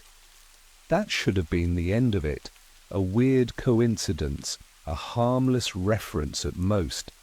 But I couldn't stop thinking about it, not because it was uncanny, but because it felt intentional. Most people chalked it up to inspiration. She probably saw the episode and wanted to recreate it, they'd say. But I kept replaying the episode, studying its details. The crowds, Formation, the positioning of the spotlights, even the color palette of the animation. It wasn't just similar, it was identical. too precise to be coincidence, too early to be retroactive planning. That's when the idea first clawed its way into my head. What if it wasn't a prediction? What if it wasn't homage? What if it was instruction? I've never been a conspiracy theorist. I work in creative licensing. I've sat in boardrooms with studio execs, brand consultants, even a few pop stars' managers. I know how content gets made, but I also know how tightly guarded major performance plans are. The Super Bowl halftime show isn't just a concert. It's a multi-million-dollar NDA-wrapped military operation. Nothing leaks. Nothing is public until it happens. So how did an animated show nail it 5 years early? It kept bothering me, buzzing in the back of my mind like static. Then I found something. Not in the episode itself, but buried in a production blog archived from 2011. A storyboard frame, original, unused. Gaga suspended above a crowd in a wireframe rig. Notes scribbled beside it. Final position locked. SB overlay match. Do not alter. SB Super Bowl and the word match. That was the moment. The moment I stopped thinking of it as a coincidence and started treating it like a lead. I didn't expect the email back. Most old production blogs are digital ghost towns, abandoned, forgotten. But the comment I left on that storyboard page must have triggered something. 2 days later, I got a reply. No name, no subject line. Just a short message. You're not wrong. It started with Gaga, but she wasn't the first. Check episodes 122, 164 and 201. Then look up the real-world timestamps. Pay attention to framing. At first, I thought it was a joke. But curiosity got the better of me. Episode 122 was a parody of a tech launch. Some character unveiling a holographic assistant in front of a cheering crowd. I searched for the real-world equivalent and froze. It was nearly identical to a keynote event from a major tech company, 6 years after the episode aired. The stage, the lighting, even the presenter's movements all matched. The same was true for 164 and 201. Different contexts, different characters, but each cartoon scene mirrored a major pop or tech moment from years in the future. It wasn't just déjà vu, it was documentation. And yet somehow no one had noticed. Or maybe they had, and they'd chosen not to talk about it. I pulled up internal memos from my licensing job, clearance requests, permissions, usage rights, all routine. But then I saw something odd.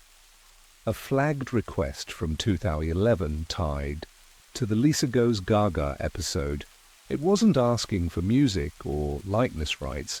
It was an approval note for conceptual continuity, a phrase I'd never seen before. The request had come not from the usual content team, but from a private email address outside the company, with no clear domain. I traced it as far as I could. It led to a single entry point, a shell company tied to an address in Burbank, registered as a creative continuity consultancy. That wasn't a real job. Not in licensing, not anywhere. I almost called Mara. We'd worked together in licensing before she moved to a tech firm upstate. She was sharp, detail-driven, the kind of person who remembered air date discrepancies like other people remembered birthdays. I hadn't spoken to her in years. Still, I saved her number to a burner phone, just in case this spiraled further than I could handle alone. I didn't go to the address right away. I watched it first. The building sat at the edge of a business. Park off Victory Boulevard, 1 story, windowless, painted the same beige as every other structure around it. No signs, no listed tenant, but once a week, like clockwork, a black SUV would pull up just before 7 p.m. 2 people would enter. No one ever exited. I noted license plates, but nothing tracked. Every record was scrubbed or spoofed. Still, I knew what I was looking at. A shell office meant to exist on paper, but never in practice. I waited until the following Tuesday to make my move. Dressed like a delivery contractor, I buzzed the back door with a fake invoice in hand. It was a long shot. But sometimes confidence opens doors that credentials can't. A man answered, mid-40s, polite but wary. I handed him the clipboard and kept talking, just enough to get a foot past the threshold before he could object. The place smelled like cold electronics and dust. Inside it was nothing like an office.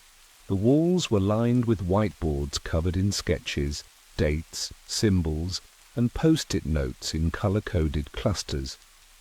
In the center of the room stood a massive table with rows of screens and printed episode timelines. I caught one word scrawled across a board in red marker: calibration. He must have noticed where I was looking. "You're in the wrong place," he said quietly, his tone sharper now. I apologized, played dumb, said I had the wrong unit.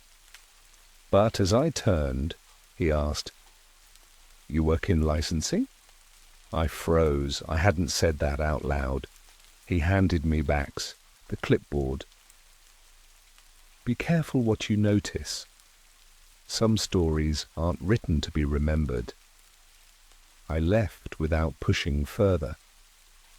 There's a line you cross in this kind of work where curiosity turns into risk. I had just stepped over it. I stopped, sleeping normally. My routine collapsed into late-night pattern analysis, red-eye file reviews, and back-channel calls with people I hadn't spoken to in years. Some remembered me, some didn't want to, but all of them shared one thing in common. They'd seen things that felt too precise to be random.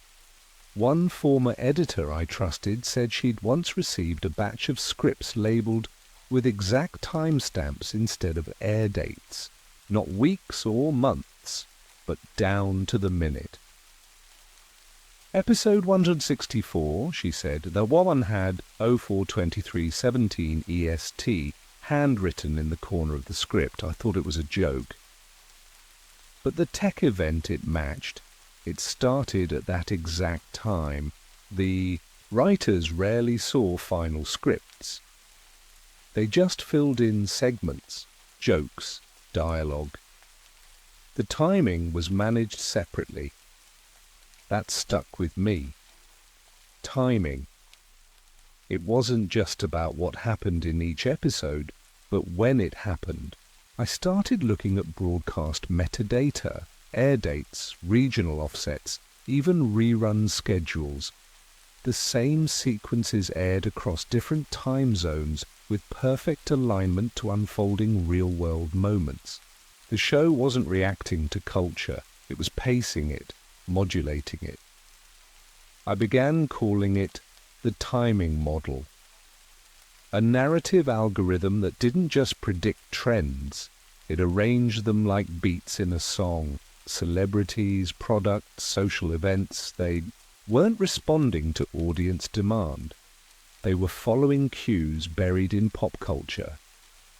The illusion of spontaneity was just well-managed release. Someone, somewhere, was using animation to distribute behavioral updates. Not instructions. Rehearsals. And once I understood that, the next question hit harder than all the rest. If someone was scripting the culture, who was writing the next act? I didn't tell anyone where I was going.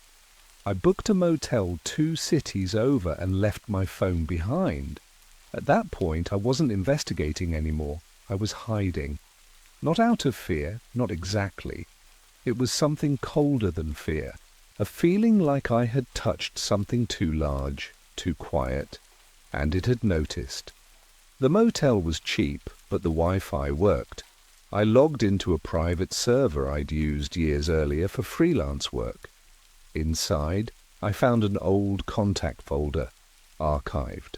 Threads from a production assistant, who had once slipped me behind-the-scenes stills for a licensing case. She'd been fired after a story leak. I remembered the email she sent when she vanished. It's not just predictive, it's preemptive. If you ever see the cold room, walk away. That phrase came back to me now. Cold room. I hadn't thought about it in years.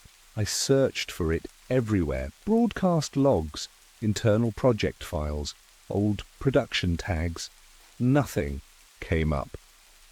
Until I found it buried in a metadata string from episode 201. It was part of a comment in a script revision. Align segment 3, visual sync to cold room baseline. The file had no author tag, no edit timestamp, just those words. I traced the file's access history through 3 different IP addresses, all masked behind studio proxies. But one endpoint leaked a detail, a local render farm with a physical address in Glendale. I'd driven past the building 100 times. It looked like a storage unit. No signage, no windows, one door. I went there the next morning, pretending to be lost.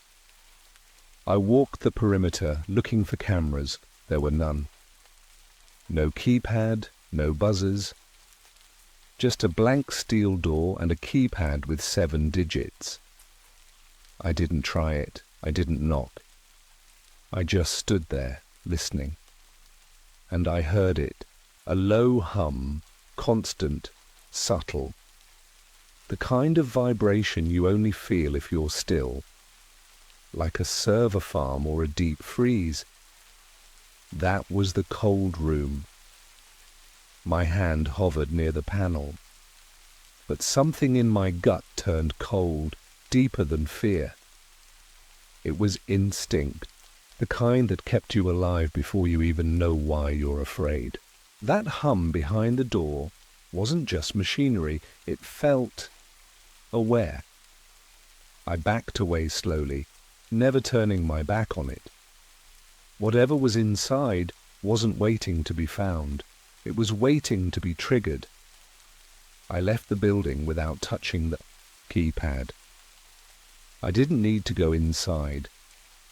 Whatever was in there, I wasn't ready for it. Instead, I drove east until the city lights thinned and the traffic disappeared. I pulled off at a rest stop, parked under a broken lamp, and opened my laptop. There was still one folder I hadn't checked, an old studio archive I had mirrored years earlier during a licensing audit. Back then, it was just due diligence. Now, it felt like a time capsule. The folder was labeled Echo Tapes. I remembered it vaguely, a set of promotional reels flagged for non-standard sync behavior. It hadn't made sense at the time. Most promo reels are cut to a strict template, but these didn't follow the template. I opened the first one. It was a mock interview with a voice actor from the show. Normal on the surface, casual tone, basic questions, but the background was wrong. The set was unfinished, the lighting too sterile, like it wasn't meant to be aired. Then came the anomaly. At the 11-minute mark, the audio dropped out. A high-frequency pulse replaced it, barely audible but constant. I scrubbed through the video. Each tape had the same tone, layered under different visuals. None of them had ever aired, but all had been accidentally leaked during test, screenings, studio promo bundles, or sent out to interns, influencers, or freelance animators under fake branding tags. Not enough for mass attention, just enough to slip into circulation and echo back in online subcultures. A whisper campaign dressed as studio noise. I ran the pulse through a basic analyzer. It showed a regular rhythm, short bursts, evenly spaced. A signal. Not audio, not language, something embedded. Something like a watermark, but deeper. Intentional. I cross-referenced the timestamps with known public events. The pattern was always the same. 3 days after each tape was rendered, something would break in the news. A celebrity meltdown. A viral controversy. A cultural shift, and the phrasing used always echoed language from the unaired segments. The words weren't copied, they were seeded. I wasn't watching the media anymore. I was watching injections, carefully timed cultural payloads wrapped in harmless content, never meant to be seen, only meant to leak. The echo tapes weren't marketing, they were rehearsal triggers, and they had never stopped. It ended the same way it began, with a clip. Not from the show, but from a late-night variety segment. A comedian in a silver suit riffing on current events, the crowd laughing on cue. But behind him, the backdrop flickered, just once, a single frame out of place.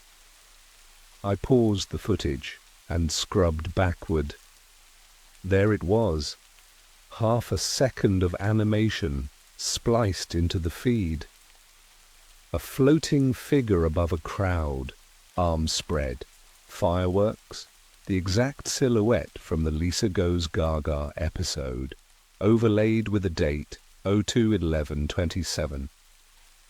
I checked the calendar. It was 3 years from now, a Sunday. The same day the Super Bowl was set to air.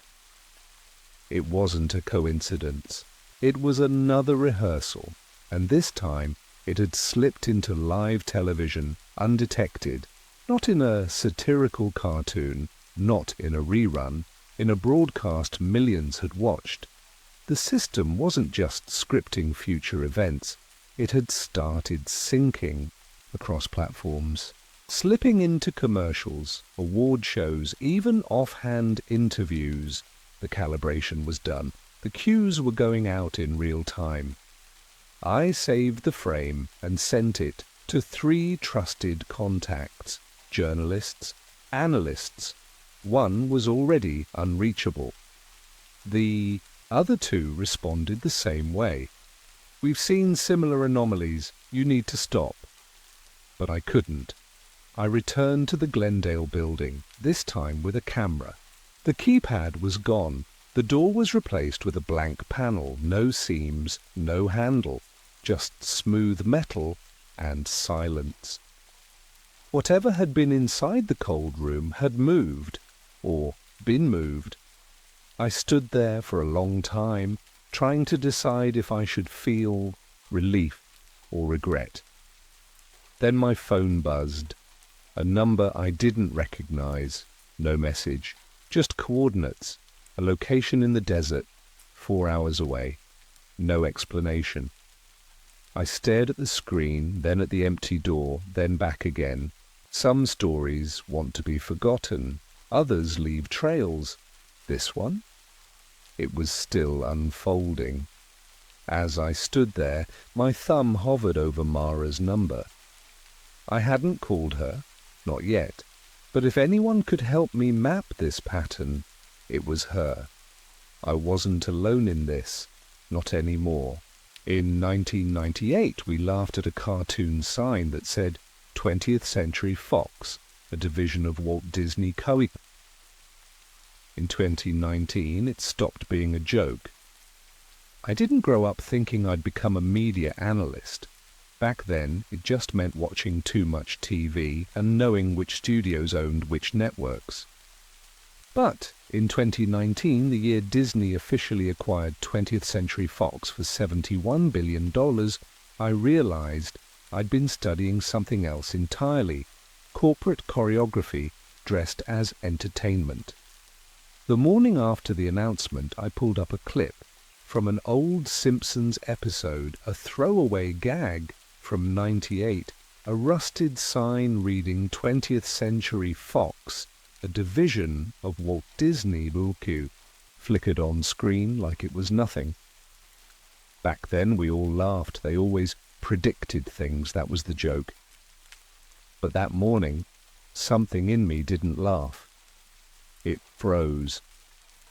I worked at a consultancy firm that tracked media mergers for investor clients. Nothing glamorous, just a lot of dry language and numbers.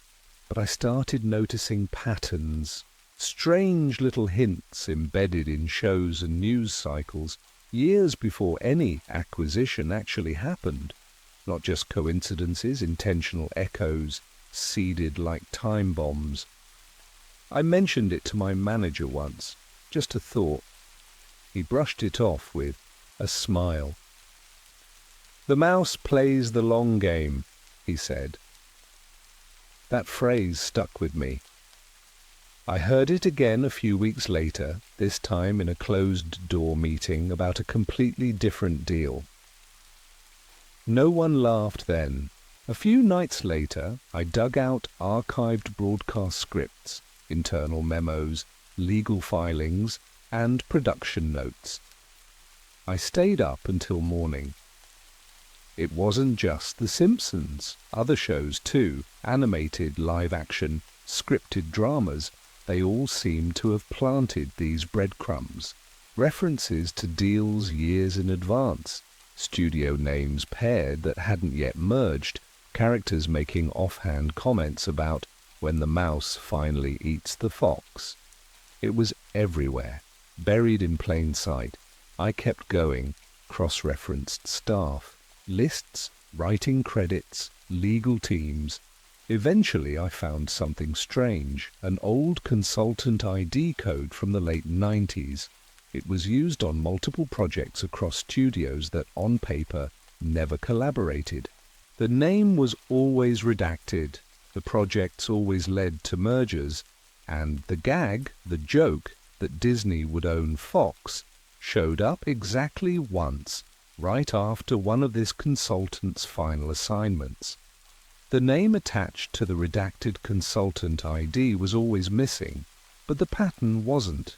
Projects tagged with that code ended up as part of mergers, acquisitions, or quiet restructurings, always favoring the same handful of companies. I started building a spreadsheet, logging every instance I could find, over 20 cases between 1995 and 2010. In each, the show or film had made subtle references to the eventual deal years before it happened. The content had changed hands, but the fingerprints stayed the same. One column in my sheet tracked writing credits. That's where I noticed something strange. A woman named L.K. Rowley appeared again and again, credited as a script consultant, uncredited punch-up writer, or sometimes just listed under creative support. She didn't have a portfolio, no social presence, and no agency contact. Her name was attached to episodes that aired on different networks under different showrunners during years when she supposedly wasn't working in the industry. I tried, searching deeper, but every trail led to a dead end. Then by accident I found a discarded personnel file in an old industry newsletter database. It listed L.K. Rowley as a freelance content strategist, contracted through a firm called Paloma. Insight. I'd never heard of them, and neither had anyone I asked. No website, no client list, just a P.O. box in Burbank. I drove there on a Sunday. The building was empty, an old storefront with tinted windows and a security camera pointed nowhere. The mailbox had one name etched into the metal, Rowley Group. No buzzers, no lights, no mail. I went back to work Monday and pulled our firm's historical media contracts. I wasn't expecting to find anything, but there it was. Paloma. Insight listed as a third-party consultant for Disney's brand integration study in 1997. the year before the Simpsons episode aired. The summary was brief. Narrative forecasting analysis. That was the term used. I highlighted the phrase and stared at it for a long time. Narrative forecasting wasn't a service we offered, or that anyone in the industry openly offered. It didn't sound like media planning, it sounded like something else, something closer to conditioning. And that's when I remembered what my manager said. The mouse plays the long game. Maybe it had never been a joke at all. I didn't mention any of this at work, not yet. Instead, I started logging into our archive systems after hours, pulling anything tagged with Paloma Insight or narrative, forecasting. Most of the records were fragmented, meeting summaries, expense logs, innocuous presentations. But one file stood out. It was dated July 17th, 1997 and marked Preliminary Narrative Alignment Briefing. It wasn't labeled confidential, which was unusual, but it had no attachments. Just a note. See Appendix A, Projection Sync. I checked the metadata. Appendix A had been deleted 3 months after the file was created by someone using a clearance level 2 steps above mine. I didn't recognize the username, but the deletion timestamp matched a larger purge. That same day, dozens of internal files tied to multiple networks were erased. I flagged the name of the person who deleted the appendix and ran it through our access logs. The system returned one hit, an internal routing document listing them as a temporary project manager assigned to a short-lived department called Strategic Media Futures. No one in my building had ever heard of it. I finally asked a contact in records to check if we'd ever had a working relationship with them. He got back to me an hour later. No record of that department ever existing, he said, but the ID trail checks out. Whoever they were, they had clearance. Later that night, I checked back on L.K. Rowley. Still no photo, no confirmed credits, but I found something new. A writer's assistant had mentioned her name once in an old blog post from 2002, describing her as the quiet woman from Paloma who sat in the back and never spoke unless a script note was off by even half a beat. The post had been removed, but cached versions still existed. It described a scene that had been changed at Rowley's request, an offhand remark by a character about a merger that wouldn't happen for 6 more years. It wasn't about predictions anymore, it was about preparation. These weren't jokes or Easter eggs. They were scripts written for a future someone already knew was coming. And if Paloma Insight was guiding that future, it meant entertainment wasn't just reacting to the world, it was helping shape it. Quietly, invisibly, one line at a time. By this point, I couldn't watch television the same way. Every sitcom quip or background billboard felt loaded with intent. The late-night reruns I'd once played for noise now seemed like puzzles. It wasn't that I thought every joke was predictive, but the patterns were too consistent. Small phrases, logos or side characters dropped into scenes that echoed future headlines with uncanny precision. I knew the difference between coincidence and design. This was the design. I stopped bringing it up with co-workers. The few I had confided in either laughed it off or changed the subject. One even asked, not joking, if I was feeling all right. That's when I started keeping it all to myself. I kept digging. Industry trade shows, archived panel recordings. I found a recording from a 2001 media summit. A panelist from a network that no longer existed casually referenced the coming consolidation age and joked that we'll all be under one mouse-eared umbrella by 2020. On November 8th, between 8:02 and 8:07 a.m., the machine reassigned 7 votes from candidate Martinez to Dunhill. One of them was mine. Before I could exit the terminal, the log deleted itself. I hadn't touched a thing. After the machine wiped its own memory, I left the storage facility through the same broken gate. I didn't run. I walked calmly, head down, hands in my jacket. There were no alarms. No one followed. But something had changed. I could feel it. That night, I reviewed the backup logs I had pulled before the deletion. Metadata was sparse. Timestamps, operations, no usernames. But one field stood out. Script origin admin bundle 12A. I'd never heard of it. I started digging through archive developer forums, corporate vendor leaks, anything that mentioned Aegis voting systems. After a few dead ends, I found a reference to Bundle 12A in a patent application, filed by a shell company 5 years ago. The listed inventors weren't engineers. They were policy consultants, data analysts, and one retired colonel. All their BIOS sounded the same. Ivy League, mid-career government positions, quick exits into the private sector. I cross-referenced addresses. None matched. Phones disconnected. Some didn't even show up in public databases.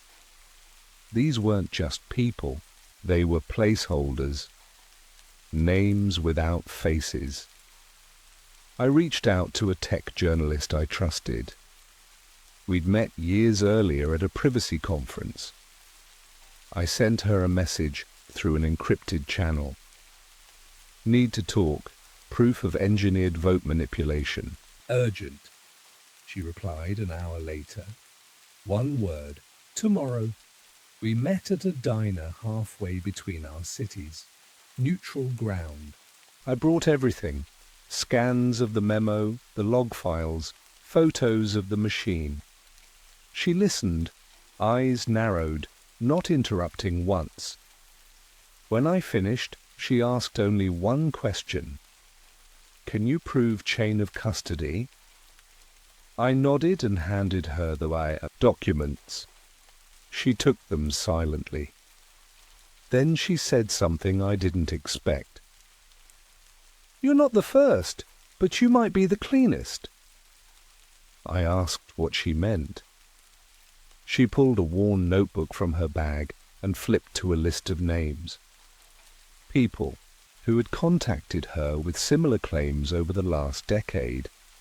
Whistleblowers, volunteers, even one ex-vendor employee. Most of them had gone silent. One had died. Coincidence? I asked. She didn't answer. She just underlined one of the names on the list. The initials were MP, same as the redacted memo. My throat went dry. She looked me in the eye. If we publish, you won't be safe. I didn't hesitate. I'm not safe now. We split after the meeting. She kept the evidence. I kept a copy and started preparing for the fallout. I ditched my phone, switched to cash, and booked a motel under a name I hadn't used in years. That night, I searched for MP, whoever they were. The initials had been on the memo and on the AI journalists list. There had to be more. I combed through court records, patent databases, and alumni registries. Eventually, I found a name that matched the initials and timeline. Marcus Pell, former software quality assurance lead at Aegis. He had left the company suddenly, no announcement, no follow-up. A few months later, his name appeared in a civil case, sealed by court order. Then it vanished completely. No LinkedIn. No email. Not even a death notice. I reached out to a contact in digital forensics. A friend of a friend, cautious but capable. He agreed to help for cash and no questions. I gave him the name and waited. 2 days later, he called from a payphone. He didn't just disappear, he was buried. Pell had filed a complaint with the Department of Justice in 2019. Internal corruption, backdoor access, vote calibration tools. The file never made it to public record. Instead, a private mediation had been arranged. A non-disclosure agreement followed. The amount was undisclosed, but the implications were clear. They'd paid him to vanish. My contact found something else. A data trail showing Pell accessed internal testing environments just weeks before the last election. He had flagged the correction logic override module and marked it as a critical flaw. The comment was brief. Deliberate manipulation risk. Urgent removal required. It was ignored, logged as resolved. One final entry stood out. A line of code attributed to his user ID had been pushed the day before he disappeared. A kill switch, a small routine designed to deactivate the override silently. It had never been deployed. Instead, the system logged his account as inactive and locked it permanently. He'd tried to stop it. They buried the patch. I stared at the code until my eyes blurred. It was all real. Pell had seen it coming, and now his name was just 2 letters in a memo. I wasn't chasing shadows anymore. I was chasing people who erased them. The journalist called just after midnight. Her voice was calm, but her words were clipped. They came to my apartment. I wasn't there, but they left the door open. I asked if she still had the files. Most of them, she said, but they knew what to look for. We agreed to meet once more, not in public, not anywhere familiar. She chose the location, an abandoned rail depot just outside the city, a place you couldn't find unless you already knew where it was. I got there first.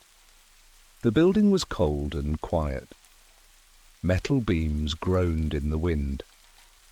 I waited in the dark, phone off, documents in a sealed envelope under my jacket. When she arrived, we didn't speak right away. She handed me a small USB drive, still warm from her coat pocket. I compiled everything, cleaned, verified, time-stamped. I'll publish it all. But if something happens to me, it goes out anyway. I gave her the envelope. Inside were the original logs, the memo, and the copy of Pell's code. This ties it all together, I said. She nodded. Once it's out, there's no undoing. It. I didn't respond. We both understood the cost. We didn't say goodbye. I walked back to the motel with nothing in my hands, but everything felt heavier. The next morning, she posted the first piece, a summary article with no names, just evidence and patterns. It went unnoticed at first. Then came the second drop. Screenshots, machine models, code fragments. It hit a nerve. Within hours, it was taken down by multiple platforms. But the backups spread, mirror sites, private forums, archive links. And with each repost, more people started looking closer. Officials denied everything. Statements were vague. No evidence of widespread manipulation, they said. But no, one mentioned the memo. No one addressed the override. By the end of the week, a congressional aide had contacted the journalist anonymously. He said the internal chatter had changed. Quiet panic. scrambled meetings. Someone high up wanted to know how much more we had. We didn't answer. We just kept sending. Not to the media, to the public. Piece by piece. File by file. Because in the end, it wasn't about proving a single vote had changed. It was about proving it could, and that someone had built a system designed to make sure no one would notice until it was too late. They joked on TV that Europe was putting Greece on eBay. I used to laugh at that too, until I saw the auction documents. In 2015, I was working as a junior legal advisor at an international investment firm headquartered in Luxembourg. Most of our clients were discrete conglomerates and sovereign funds. Nothing illegal, nothing dramatic, just complicated financial maneuvers buried in regulatory haze. That year, Greece was all anyone talked about. The media called it a bailout, but behind the scenes, it felt more like liquidation. I wasn't in the room when the deals were made, but I reviewed the contracts, and those contracts didn't read like aid. They read like asset transfers, strategic ports, historic railways, islands. Everything had a price, everything had a buyer. I first noticed the anomaly while translating a lease agreement for a coastal transport hub near Thessaloniki. It wasn't the terms that bothered me, it was the buyer. A holding company listed in Cyprus with ties to a different firm I'd seen just 2 weeks earlier. That one had purchased water infrastructure in Thessaly. Different name, different lawyers, different address, but the corporate fingerprints were identical. I brought it up during a lunch break. My supervisor, Marie, sharp as they come, barely looked up from her salad. They restructure holdings all the time, she said. Focus on the language, not the politics. But I couldn't shake the feeling that something wasn't right. These weren't random investors. They were operating in tandem, targeting public utilities, logistics arteries, and land, lots of land. I started mapping the purchases. Ports first, then roads, then airports, then parcels of coastline that on paper were marked for tourism development. It looked like a buying spree, but a more coordinated, strategic, like someone was turning Greece into a privatized asset portfolio, a country disassembled and sold off piece by piece. The strangest part came a few nights later. I stayed late at the office, and while cleaning up my desk, I found a folder in the printer tray. No label.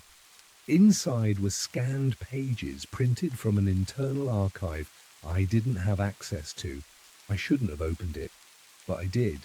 And that's when I saw the first outline of what would unravel everything I thought I knew about sovereign debt, recovery, and who actually profits when a nation goes under.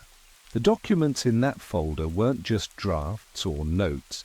They were minutes from closed-door meetings, translated transcripts, asset valuations, and internal memos. Most were in dry legalese, but the intent was clear. A panel of international financiers operating under the guise of an advisory board had divided Greece into sectors: infrastructure, energy, transport, tourism, heritage. Each sector had an assigned buyer group, and each group had a country of origin: Germany, China, Qatar, the United States, all coordinated through what the documents referred to as the Hellenic Asset Consolidation Framework, something I'd never heard of and couldn't find publicly. There was no record of it in the European Central Bank archives, no mention in the IMF's disclosures, but the dates aligned with key bailout negotiations, and the signatures matched known players in the restructuring process. This wasn't a theory, it was a process. I took the folder home, It felt reckless, but I knew if I left it there, it would vanish. That night, I scanned the pages into an encrypted drive and hid the original in a library book I hadn't touched in years. For the next week, I watched and listened. Emails from colleagues started arriving with odd phrasing, coded language, about client consolidation and territorial yield. Meetings were rescheduled without explanation. Marie, usually predictable, began leaving early and coming in late. Then one morning, I logged into our internal system to review a contract. And my access was restricted. I'd been reassigned, no notice, no meeting, just a quiet lockout. That same day, a man I didn't recognize appeared in our office's cafe. He wasn't staff. No ID badge. He ordered coffee but didn't drink it. Just sat by the window, watching the elevators. When I passed him on my way out, he gave a polite nod. I don't know why, but it felt like a warning. That evening I checked the building's access logs. His card swipe, unlabeled. No name, no company, just a timestamp and a floor number, B2. I didn't even know our office had a sub-basement. That's when I realized this wasn't just financial, it was operational. And whoever was orchestrating it had taken steps to stay invisible. I waited until Friday evening, when most of the office emptied early. I swiped my badge at the elevator panel, which only listed floors from ground to 7. There was no button for B2. I stood there, staring, until a courier entered behind me. He carried a sealed metal case, the kind used for secure document transport. He didn't press a button either. He slid a card through a slot I hadn't noticed.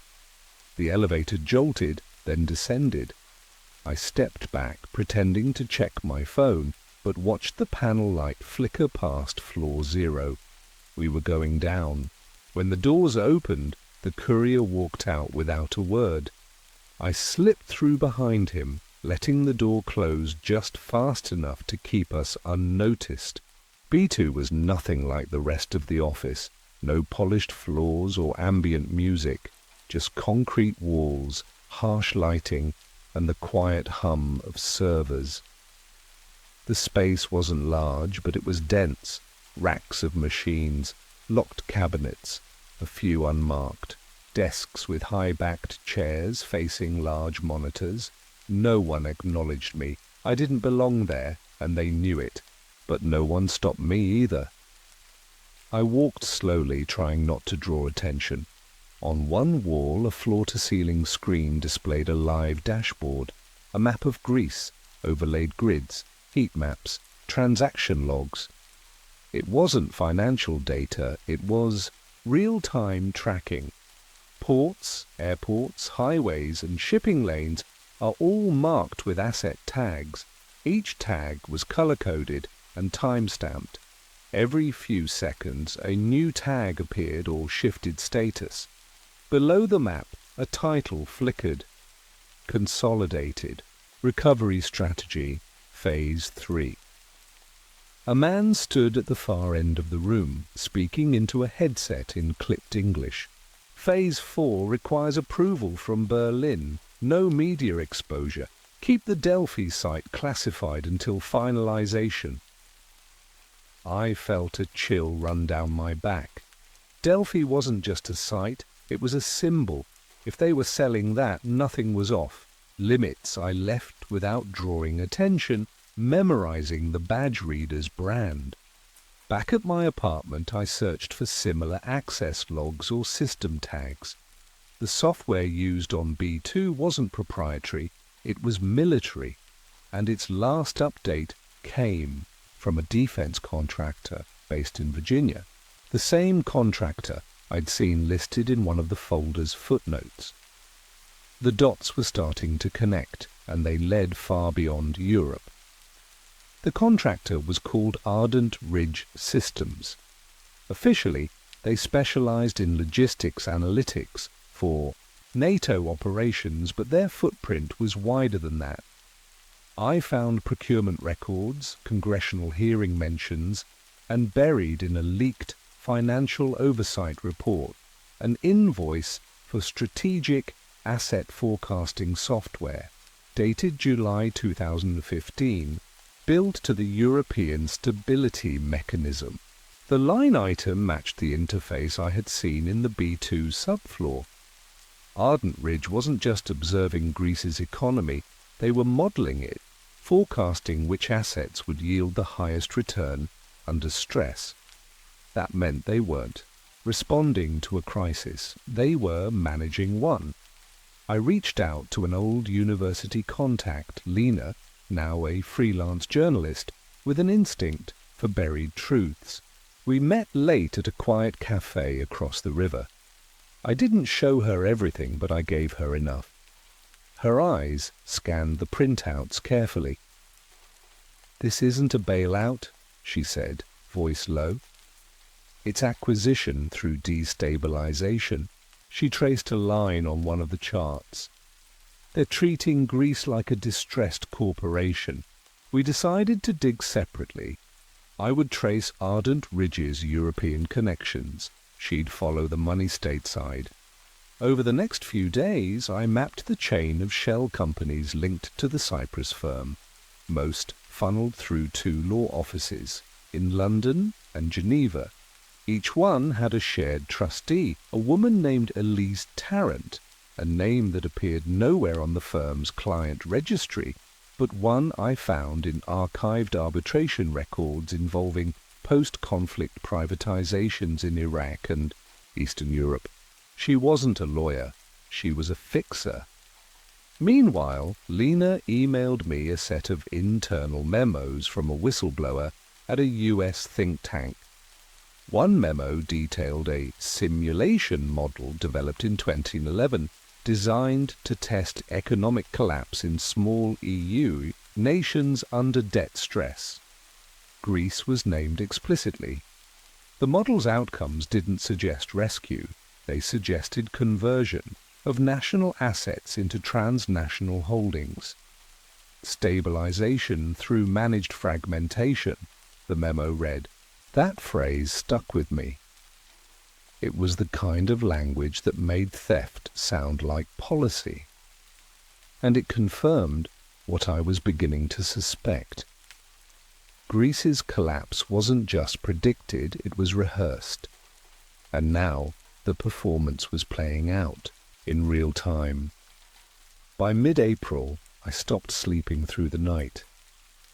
My apartment felt smaller each day. I started noticing the same car parked down the street, the same man at the newsstand too often to be casual. Maybe it was paranoia, but the pattern was there. Lena confirmed her messages had been intercepted. She'd received a call from someone, claiming to be a media liaison from a major think tank, only they hadn't contacted her. The call wasn't official. It was a warning.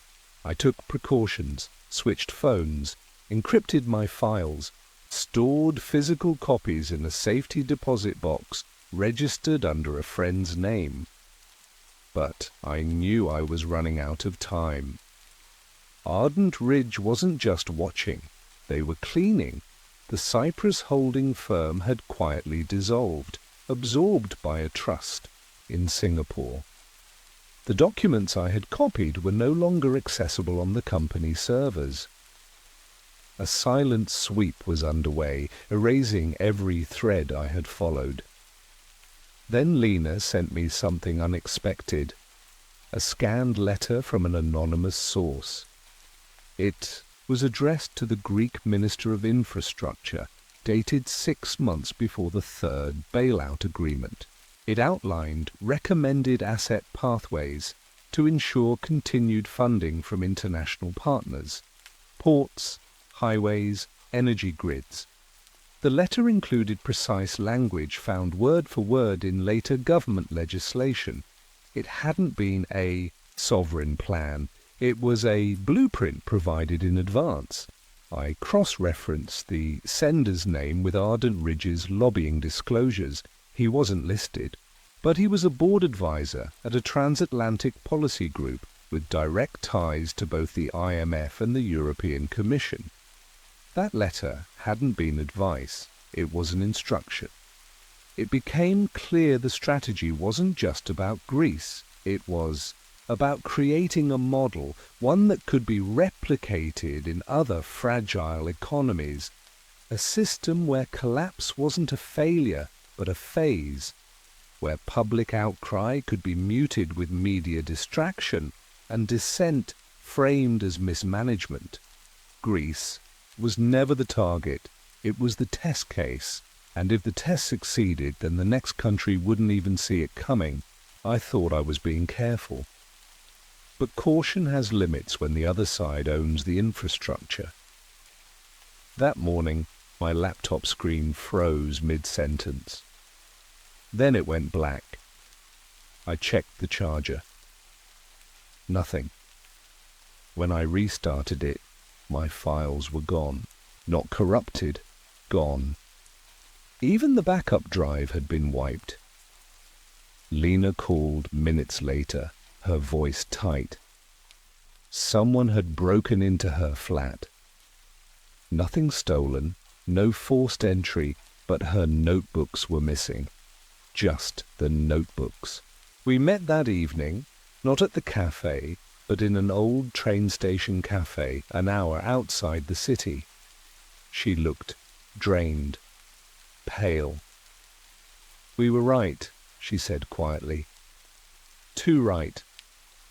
She slid me a flash drive under the table. It held audio from a closed session of an EU Finance Committee. Someone inside had leaked it to her. In the recording, officials discussed preemptive alignment for debt-vulnerable nations, using the exact language from the memo I'd seen weeks earlier. But one phrase chilled me. "Sovereignty," a voice said, "is a negotiable concept when markets require coherence." The voices were clear. I recognized one, an advisor I'd once drafted a summary brief for. He'd smiled often, spoke like a professor. But here his tone was sharp, clinical. "Cultural resistance is manageable with time," he said. "Ownership fatigue sets in. Eventually they'll sell what pride won't let them lose." I didn't know what disturbed me more, the words, or how calm they sounded saying them. We didn't speak much after that. Lena left the city the next morning, said she needed distance. I didn't blame her. I stayed behind, watching the last pieces move. The Delphi site was now listed under an international tourism consortium. 3 airports had changed hands in 20 days. A major shipping lane was rerouted under a private operator registered in Delaware. The transformation wasn't just happening, it was accelerating. At night, I walked by empty kiosks and shuttered museums, places once held in common trust, now surrounded by security fences and branded gates. The world wasn't ending. It was being reorganized, quietly, permanently, and most people wouldn't know until the gates were locked behind them. I left Athens on a Thursday morning just after sunrise. No goodbye notes, no explanations. I carried only a shoulder bag and a passport issued under a secondary nationality I'd kept quiet for years. At the airport I noticed something small but telling. The security uniforms had changed. The insignia was different. A private firm now ran the gates. Another silent transfer, invisible to anyone not watching closely. Lena sent one final message from a secure line. She'd relocated to a coastal village in Portugal, using her real name but keeping her work offline. "It doesn't end," she said. "It just moves." She was right. I could feel it too. Greece was never the end game. It was the blueprint, a trial run disguised as rescue, a quiet demonstration of how to convert national identity into asset portfolios, one crisis at a time. I settled in a quiet city where no one asked questions. The days passed slowly, deliberately. I still tracked headlines, not the public ones, but the deeper indicators. Subtle shifts in utility contracts, foreign purchases of rail systems, education reforms tied to foreign lending. The language was always the same: stability, modernization, competitiveness. I knew what it meant, a new chapter of the same book. Sometimes I wonder how many others saw what we did. Maybe a few, maybe more than we think, but the machine doesn't. Fear exposure. It counts on disbelief and distraction. As long as people keep arguing over who caused the fire, no one looks at who built the matches. I keep the documents on an offline drive, encrypted and buried where no algorithm can reach them. Not for revenge, not for some grand reckoning, just for truth. Because one day, maybe long after I'm gone, someone will dig them up and understand what happened here. Not just to a country, but to an idea. That sovereignty, in the end, wasn't lost in war or politics. It was sold, quietly, contract by contract, and the real cost wasn't measured in euros, but in memory. We were told it was debt. But it was always leverage, and we were never meant to read the fine print. They laughed at horse meat in a school lunch, but no one asked who taught the lunch lady to do it. That's the line that stuck with me. Heard it from a food chemist in a bar just outside Eindhoven back in 2014. At the time, I didn't know what he meant, but now I can't forget it. I used to work in compliance at a mid-tier European meat distributor. My job was mostly boring, verifying supplier invoices, sampling frozen pallets, ticking off EU codes on the backs of shipment manifests. I never expected to get wrapped up in anything bigger than mislabeled veal. But in February 2013, a shipment came in from a Romanian supplier that didn't pass its DNA test. It was supposed to be 100% beef. The test came back showing 27% equine content, horse. We flagged it, sent it upstairs and assumed it was a one-off fraud case. The same week, headlines exploded across the UK and Netherlands. Supermarket lasagnas, frozen burgers, even meatballs were testing positive for horse DNA. And not just a trace, sometimes nearly a third of the meat. The public was outraged. Retailers pulled products. The government swore up and down it was a supply chain failure, a mistake. I believed them. That changed when I got a file I wasn't meant to see. We'd just transitioned to a new digital auditing system, and during the migration certain folders were duplicated. I opened one of them looking for an internal transport invoice and instead found a file labeled Springfield Conditioning Assets, 1994-2001. I only clicked it because I thought Springfield was a supplier code name.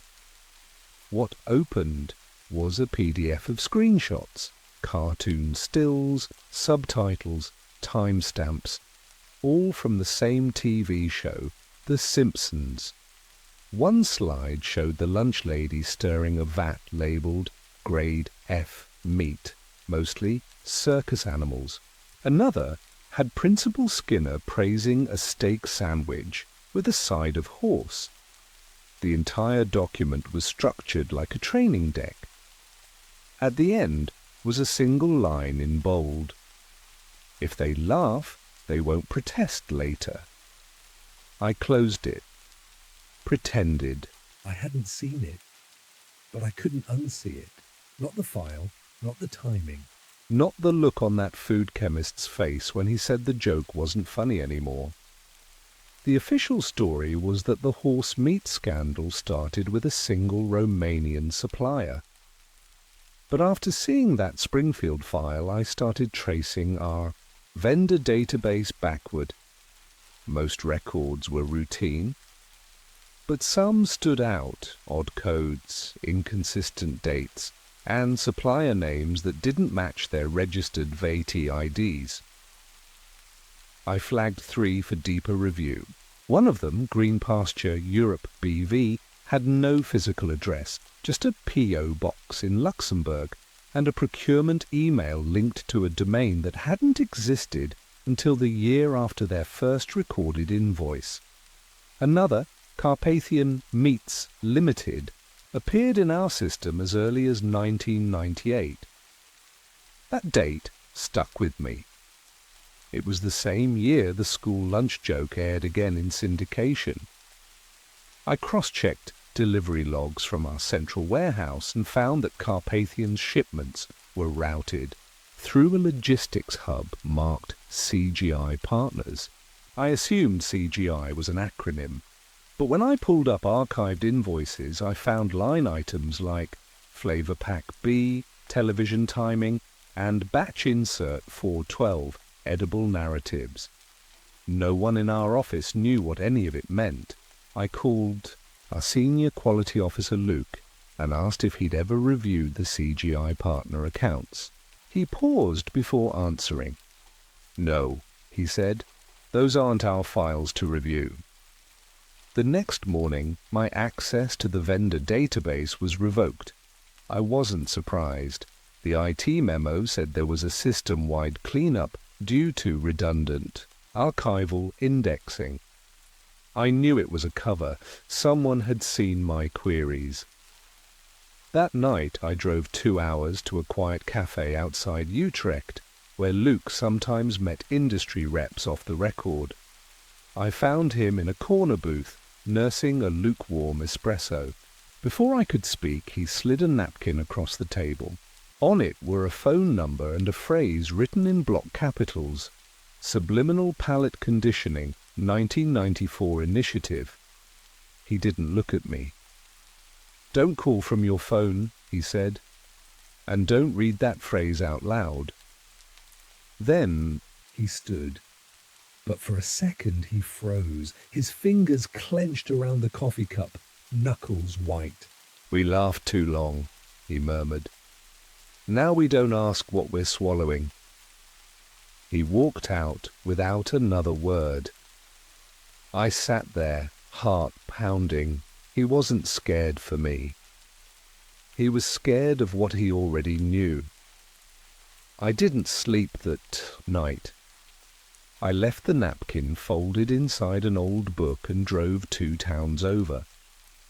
I found a small electronics shop, bought a prepaid phone with cash, and parked behind a shuttered supermarket. My hands were shaking as I dialed the number. It rang 3 times before someone answered. The voice was male, calm, and familiar in a strange way. "You've seen the Springfield deck?" It wasn't a question. "I have," I said. "And the vendor files?" "Some," I replied. He was quiet for a moment. Then he said, "They were never meant to be permanent, just a bridge until normalization took hold." I asked who he was. He ignored the question. "There's a facility in Antwerp. It used to be a flavoring plant. Closed in 2002. The address still exists in customs records, but the building was gutted. What matters is underneath it. You'll find answers there." I asked, "What kind of answers?" His voice dropped slightly. "The kind that changes how you see a meal, or a memory." The call ended without a goodbye.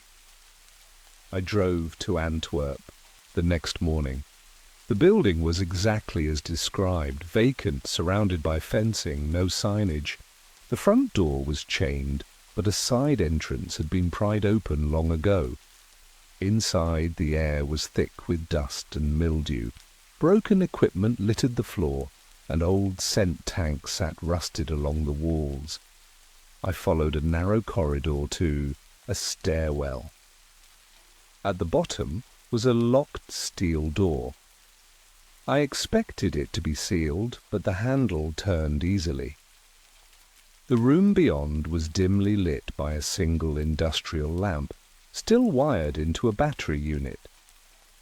On the walls were framed marketing studies, graphs, showing viewer engagement tied to animated food gags, familiar scenes from cartoons, laughter peaks mapped against product trials.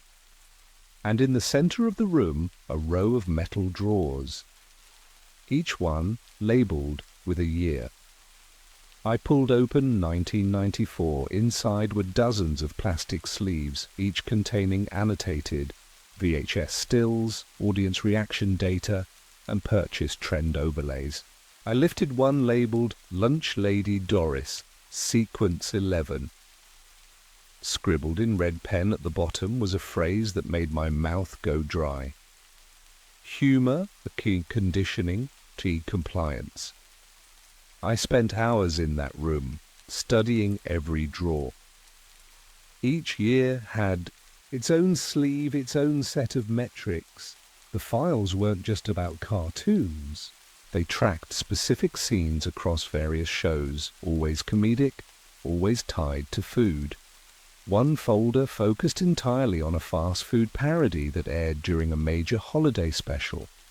It included purchase data from 3 national chains. Sales of processed beef products had spiked 11% the week after the broadcast. Another folder analyzed a sitcom episode where a character unknowingly ate something labeled "not quite meat." The laugh track was timed, frame by frame, with cross-referenced sales of frozen meat alternatives. Someone had measured how laughter affected trust, and someone else had used that data. On the back wall, a corkboard held several printed emails, partially redacted. One subject line read, Nielsen Humor Curve versus Q4 Supply Costs. Another mentioned regulatory misdirection via parody tolerance. A handwritten note at the bottom of one thread read, Use Springfield again. Target age 8 to 12. Adults are already desensitized. I photographed what I could, careful not to touch more than necessary. One printout stood out, a logistics sheet labeled CGI Partners Content Governance Interface. I'd assumed it was a vendor, but this said otherwise. It wasn't a company. It was a cross-industry group, a coordination layer between regulators, food processors, and broadcasters, a middleman with no storefront, no logo, and no oversight. They didn't make meat or media. They made sure both told the same story. The archivist's name was Willem. He ran a tiny preservation lab out of a decommissioned library just south of Ghent. When I arrived, he was already waiting at the back entrance, holding a thermos and looking half asleep. I handed him the microfilm reel without a word. He glanced at the label, raised an eyebrow, and motioned me inside. His setup was old but functional. A 1980s projector, a battered monitor, and shelves lined with forgotten public records. He slid the reel into place, adjusted the focus, and hit play. At first, it looked like an internal corporate briefing. No logos, no opening credits. Just static, then a black screen with white text, SPC loop test, subliminal palette conditioning, Q2 prototype.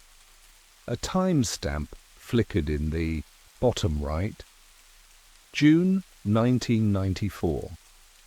The footage cut to a montage of animated scenes, mostly from popular shows, all centered around food, meals being exaggerated, mishandled, or secretly altered, always played for laughs. but the audio track was different. Beneath the familiar dialogue was a low, rhythmic pulse, barely audible, like a metronome buried under the soundtrack. Willem adjusted the levels. "There's something embedded," he said. He isolated the frequency. It wasn't music, it was speech, slowed and reversed. He rewound the tape and ran, a digital inversion. The words were faint, but clear enough. Familiarity is safe. Safe is trust. Trust the source. It repeated every 23 seconds, just under the threshold of conscious recognition. We both sat in silence. Willem looked pale. This isn't advertising," he said. "It's conditioning," I nodded. "And no one noticed, because they were laughing." He backed away from the monitor. "Where did you get this?" I told him I didn't know the full chain. He didn't press, but he refused to make a copy. "You need to leave," he said quietly. "And don't bring anything like that here again." I didn't argue. I didn't go home. I checked into a new hotel under a fake name and turned off my main phone. The reel was wrapped in aluminum, foil and buried inside a thermos in the mini-fridge. I knew it sounded paranoid, but paranoia didn't feel irrational anymore. The embedded message, "familiar is safe," kept looping in my head. I started thinking about how many times I'd seen that lunch lady joke growing up, how it never seemed strange, just funny, harmless. I made a list of other episodes across different shows that had used similar food gags. The pattern was always the same: exaggeration, ridicule, laughter, then forgetfulness. The public never asked questions. They laughed, then moved on. I called Luke again using the burner. He answered immediately, but kept his voice low. "They used syndicated slots," he said. "Older content, repackaged, rerun endlessly.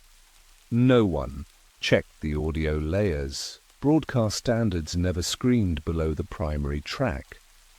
I asked who they were. He sighed. "It's not a single company. It's a compliance group, a project that started as market research and became something else. You've already seen the edge of it?" I asked how far it went. He was silent for a few seconds. Then he said, "Check the USDA partnerships from 1993 to 1998. Look for cross-sector initiatives between media outreach and nutritional education. Most of it was filed under pilot studies." That night, I searched public archives and found the records. Buried in an obscure annual report was a brief mention of a collaboration called Project Menu Familiarity. The stated goal was to increase public acceptance of non-traditional proteins through targeted educational content. 1 page later, there was a list of subcontractors. One name jumped out: CGI Partners. I checked the address listed. It matched the logistics hub from our meat suppliers files. Everything was coming together. The food industry hadn't just cut corners, they'd laid groundwork, joke by joke, meal by meal. They'd tested us for years, and we passed, not because we agreed, but because we laughed. Because somewhere along the way, processed meat didn't just stop being food, it became media. Not just something we consumed, but something that shaped how we consumed everything else. I thought about going public, maybe leaking the documents, giving them to a journalist, or posting them anonymously. But every option felt too clean, too easy. The people behind this weren't afraid of headlines. They worked in habits and reruns. in the comfort of things. We stopped questioning. That night I couldn't sleep. Every shadow felt deliberate. My phone buzzed once. No caller ID, no message. Just a blank screen that stayed lit a little too long. The next morning, I packed everything, files, backups, notes, and sealed it in a box. I labeled it with one line: Release upon disappearance. Or death.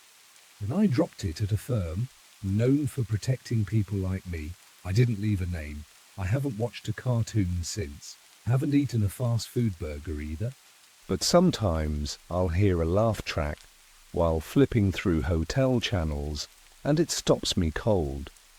I'll see a rerun playing in the background of an airport cafe, or hear a familiar joke in a waiting room, and I'll wonder if someone else is laughing for the first time, laughing at a joke they think is just a joke, and I wonder how long before the taste becomes familiar, and the truth stops mattering at all.